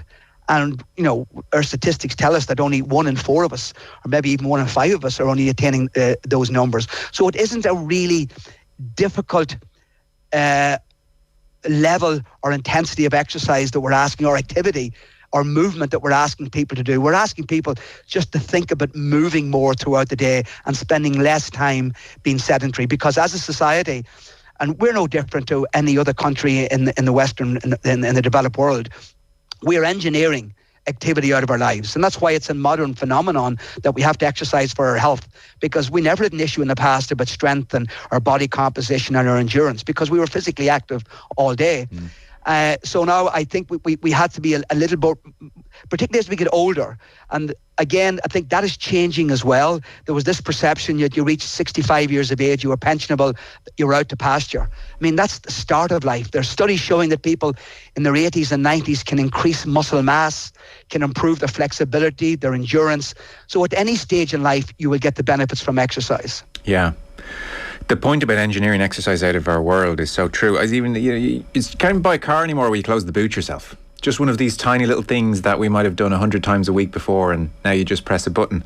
The 30 minutes per day semi-vigorous exercise, 3 to 6 METs you said there. I mean, 30 minutes per day really doesn't sound like much. You wouldn't get close to your 10,000 steps, which is another of these old fabled markers, with 30 minutes walking a day. So what is the difference in health, would you say, over a period of time between somebody who's getting that 30 minutes every day and somebody who isn't? Would it be a vast difference?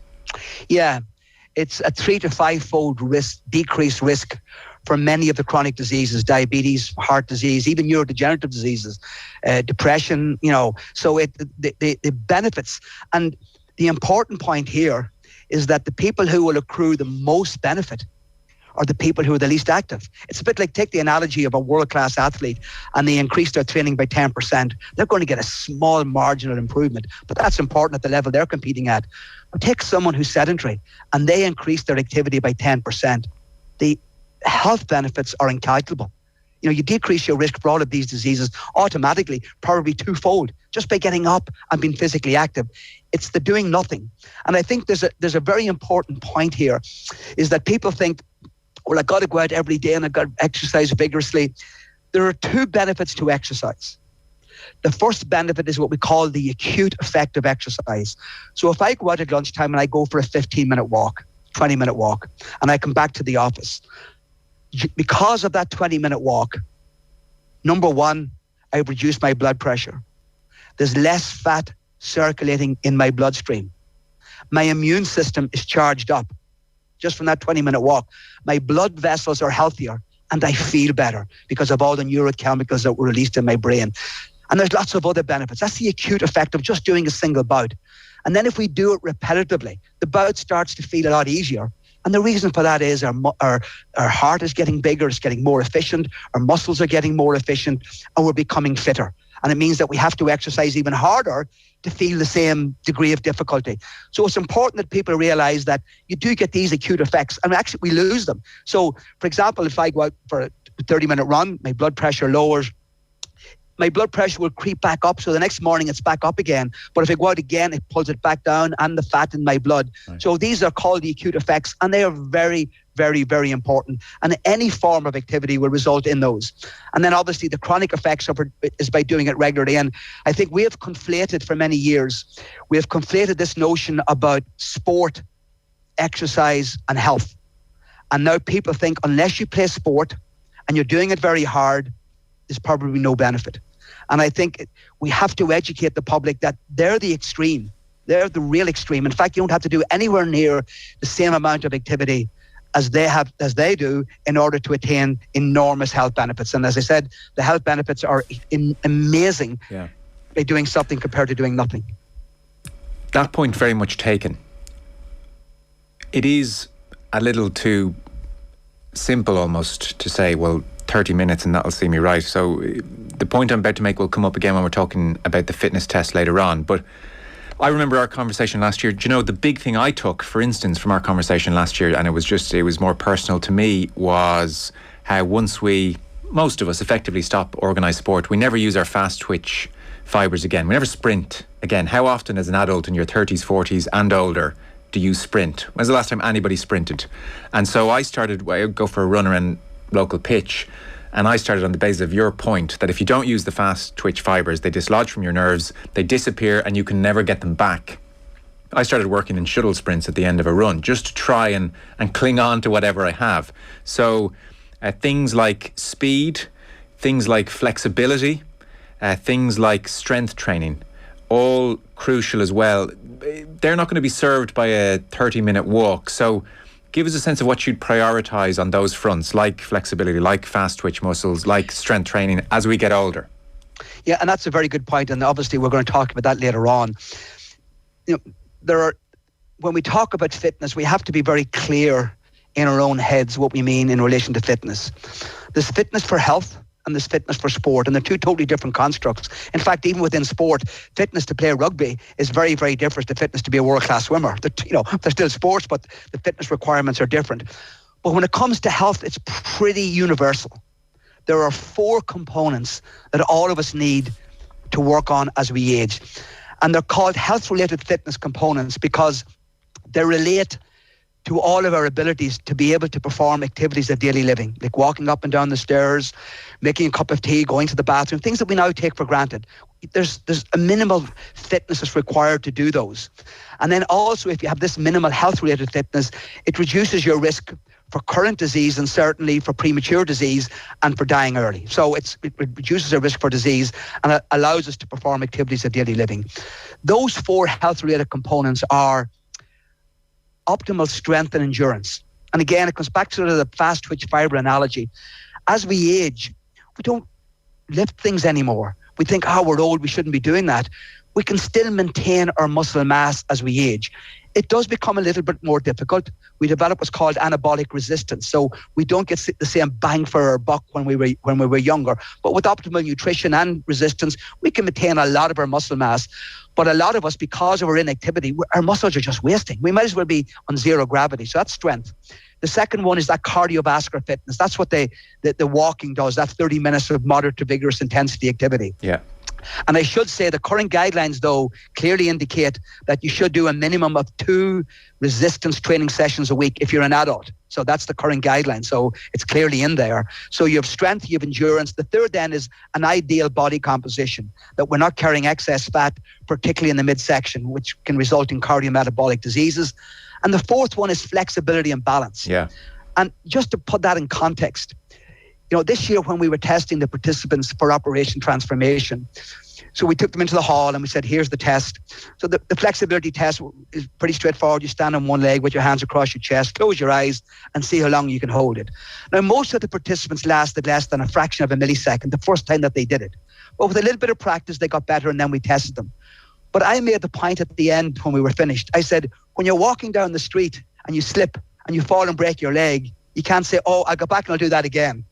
Can you give me a second chance? Yeah. Unfortunately, the leg is broken. So you get one, particularly with something like flexibility. So it is something that we need to be working on and our balance all the time, because they do also deteriorate as we get older, particularly if we don't use them. And what kind of age would your flexibility and your speed tend to go off a bit of a cliff? Well, it varies. I mean, obviously, we start to primary aging starts between the ages of 30 and 40. It certainly accelerates after the age of 40. In males, obviously, our testosterone levels start to decrease dramatically after the age of 40. So probably after the age of 30, that's primary aging. And regardless of how much training we do, if we live to 95 years of age, we're not going to be able to perform the same physical tasks that at 95 that we could when we were 35. We're going to deteriorate. But the rate at which we lose our functional capacity, our strength, our endurance, our flexibility, that can be mitigated enormously by a small amount of activities on a daily basis, or even 2 or 3 times a week. That can make an enormous difference to the rate of decay of that curve, that functional rate of functional capacity, the decline in functional capacity. Okay. So that's adults and our general fitness. Kids and teenagers, so national school kids, for instance, we touched on this with you last year, and it led to a big discussion then for guts of a week on the show. So I checked last year, the figures I had were from the HSE as part of a WHO initiative from late 2020. 1 in every 5 Irish primary school child is overweight, which actually I have jotted in here was something of an improvement, even though it sounds quite alarming. The big point which came out of our conversation last year was the very ad hoc nature of PE, physical education, at national schools. So we all know what we should be doing, but we, I think, increasingly understand that the days of go out onto the street there and play and come back for your dinner are gone. And so, unfortunately or otherwise, we maybe are more reliant on the state intervening a touch, especially when they have our children for 6-7 hours a day, and it's such a dark country for so much of the year. The lack of a national PE school, a dedicated PE plan just jumped out. Like we had so much anecdotal evidence. We had texts in saying, there was an issue with plumbing in our gym, so there was no PE for months at a time in our place, or there was no PE for our child for 3 weeks because they had to catch up on religion.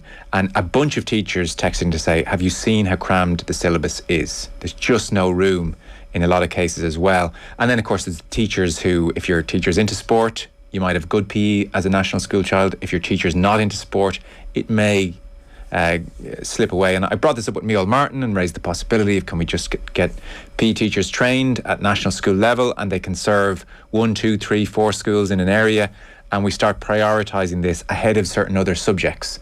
And he said he'd look into it, and we'll see if it's ever looked into. But in terms of the pre-teen children, that seemed to us, now like the area where we could make gains incredibly quickly.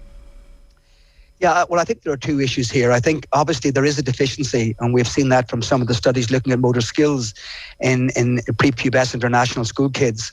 And what we're finding out now is, I think I made this point before, it's like arriving into secondary school and being asked to do geometry or trigonometry and not having done sums and arithmetic. It's pretty analogous. You know, with many of these kids arriving to secondary school and they're expected to take part in a secondary school curriculum where they don't have the basic prerequisites to take part. And going back to the model, we have a model. In fact, after last year's programme, I took it upon myself to walk around past national schools at lunchtime. And I was amazed with the activity of the kids. It's amazing when you leave a child on their own, how active they are. Maybe we're making it too difficult. We're making something that's fun and enjoyable for kids, and we're looking at it through the eyes of an adult. We have to look at this through the eyes of children and the types of activities that they like. We're trying to formalize everything. Kids don't wake up in the morning and go out for a 5-kilometre run around it. They don't do that. They're like rats. They run, they stop, they start. And you go to any playground, primary school playground at lunchtime, boys or girls, look at the activity. You see very few children sitting on the ground, staring at each other or playing games. Even in this modern world, the schools that I visited, the kids were playing, they were running, they were playing tag, or they were just walking around themselves. And maybe it's that simple. Are we complicating it more than we need to be? Yes, there are certain fundamental skills that kids are going to have if they're going to learn certain sports, racket sports or team sports, and that's also understandable. But I think in many ways, we have such a phenomenal infrastructure of clubs in this country. We are so lucky. So I'm not 100, and we see many of them coming even into our schools. But maybe could we turn it and not even use the word physical education in primary school, something like activity and wellness. Yeah. Let's get out there. It's about reducing your anxiety, feel better about yourself. And if you do it standing up or if you do it doing cartwheels, who cares? So I think OTB AM with Gillette. Put your best face forward with our new and improved razors.